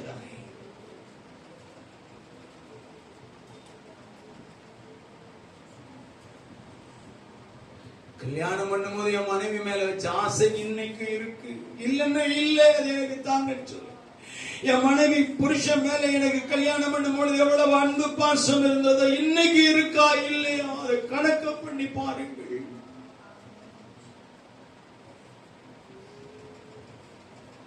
நாலாவது ஆண்டு சொல்றான், பொருளாதாரத்தை கணக்கிட்டு பார், பொருளாதார வளர்ச்சியை கணக்கிட்டு பார். என்னிடத்துல எவ்வளவு வாங்கி இருக்கிறாய்? 70 பேர் தானே எகிப்துக்கு அனுப்பினேன். 430 வருஷம் கழிச்சு பார்க்கும் போது 6 லட்சம் புருஷர்கள். ஐயோ, என் தேவன் கணக்கிடுகிறாரே. எத்தனை பெண்கள், எத்தனை வாலிபர்கள், எத்தனை முதியோர்கள், எத்தனை இளம் தலைமுறைகள். கணக்கிட்டு பார்த்தால் 36-40 லட்சம் ஜனங்கள். உங்களுடைய பொருளாதார வளர்ச்சி ஆண்டு கணக்கிட்டு பார்க்க சொல்லி ஒரு சத்தம் வருகிறது. இன்னும் நான் யார்ட்டையாவது தருவாங்களான்னு யோசிக்கிறேனா? யார்ட்டையாவது கேட்டு வாங்குறேனா? ஒருத்தட்ட வாங்குறது ஒருத்தட்ட நான் மறைக்கிறேனோ?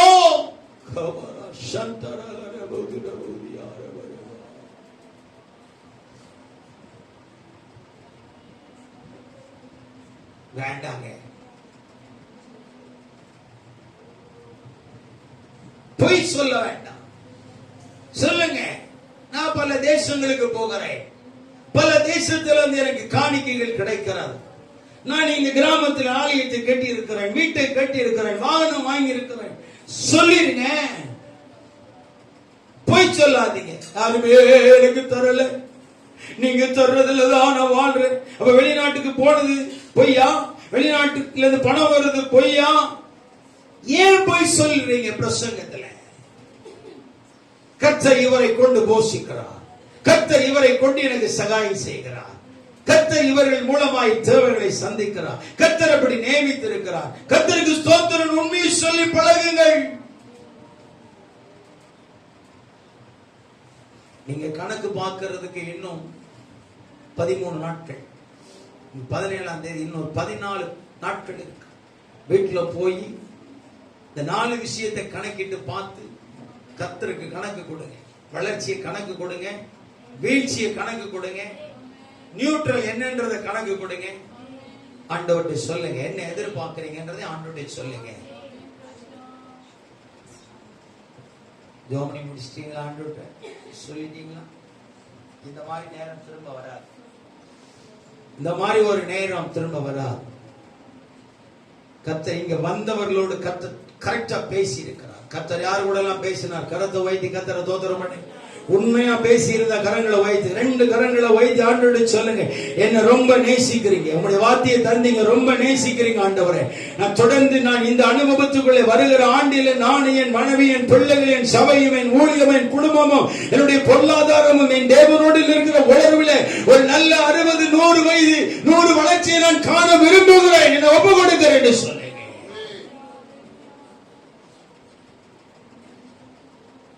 அன்புள்ள ஆண்டவரே, எங்கள் எஜமானரே, காலையில நீங்க எங்களோடு பேசினீங்க. எபிரேயர் 5 அதிகாரத்தில் உங்க வளர்ச்சியை கணக்கிட்டு பார்,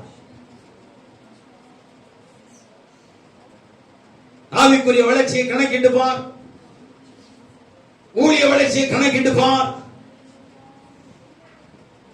குடும்ப வாழ்க்கையை கணக்கிட்டு பார்,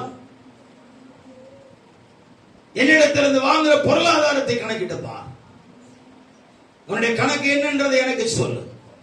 உன் மனசுல அதை குறித்து சிந்தி நல்ல முடிவுக்கு வா. நான் உன்னோடு உடன்படிக்கை பண்ணி உன்னை நடத்த ஆசைப்படுறேன். எங்களோடு பேசியிருக்கிறீங்க. வந்த ஒவ்வொரு ஊழியக்காரியோடு நீங்க பேசியிருக்கிறீங்க.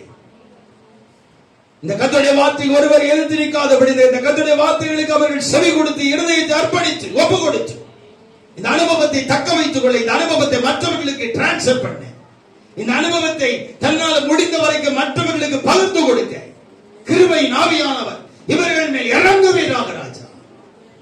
அந்த ஒருவரும் தப்பி போகாமல் எல்லாரும் இந்த வசனத்துக்குள்ள ஆசீர்வதி, இந்த ஸ்தலத்தை ஆசீர்வதி, இந்த ஸ்தல போதகரை ஆசீர்வதி. இங்க வருவதற்கு முகாந்தரமா இருந்ததானே ஏசுராஜ் பாஸ்டர் ஆசீர்வதிக்கிறோம். இந்த பகுதிகளுக்குள்ளே அடிமையை கொண்டு வருவதற்கு அவர்கள் முகாந்தரமா இருந்தது நிமித்தம் அவர்களுடைய மனைவி, பிள்ளைகள், ஊழியங்கள் வளரட்டும். இந்த ஸ்தல போதகர் மூலமாயும் கர்த்தர் தம்முடைய வல்லமையும் தம்முடைய வார்த்தைகளையும் தொடர்ந்து விளங்கப்படும். இந்த வருஷத்தை நாங்கள் ஒரு பரிசுத்த தேவ சமூகத்திலே முடிக்க ஆசைப்படுகிறோம். இயேசுவின் நாமத்தில் பிதாவே, ஆமென், ஆமென். கர்த்தர் உங்களை என்னை ஆசீர்வதிப்பார்.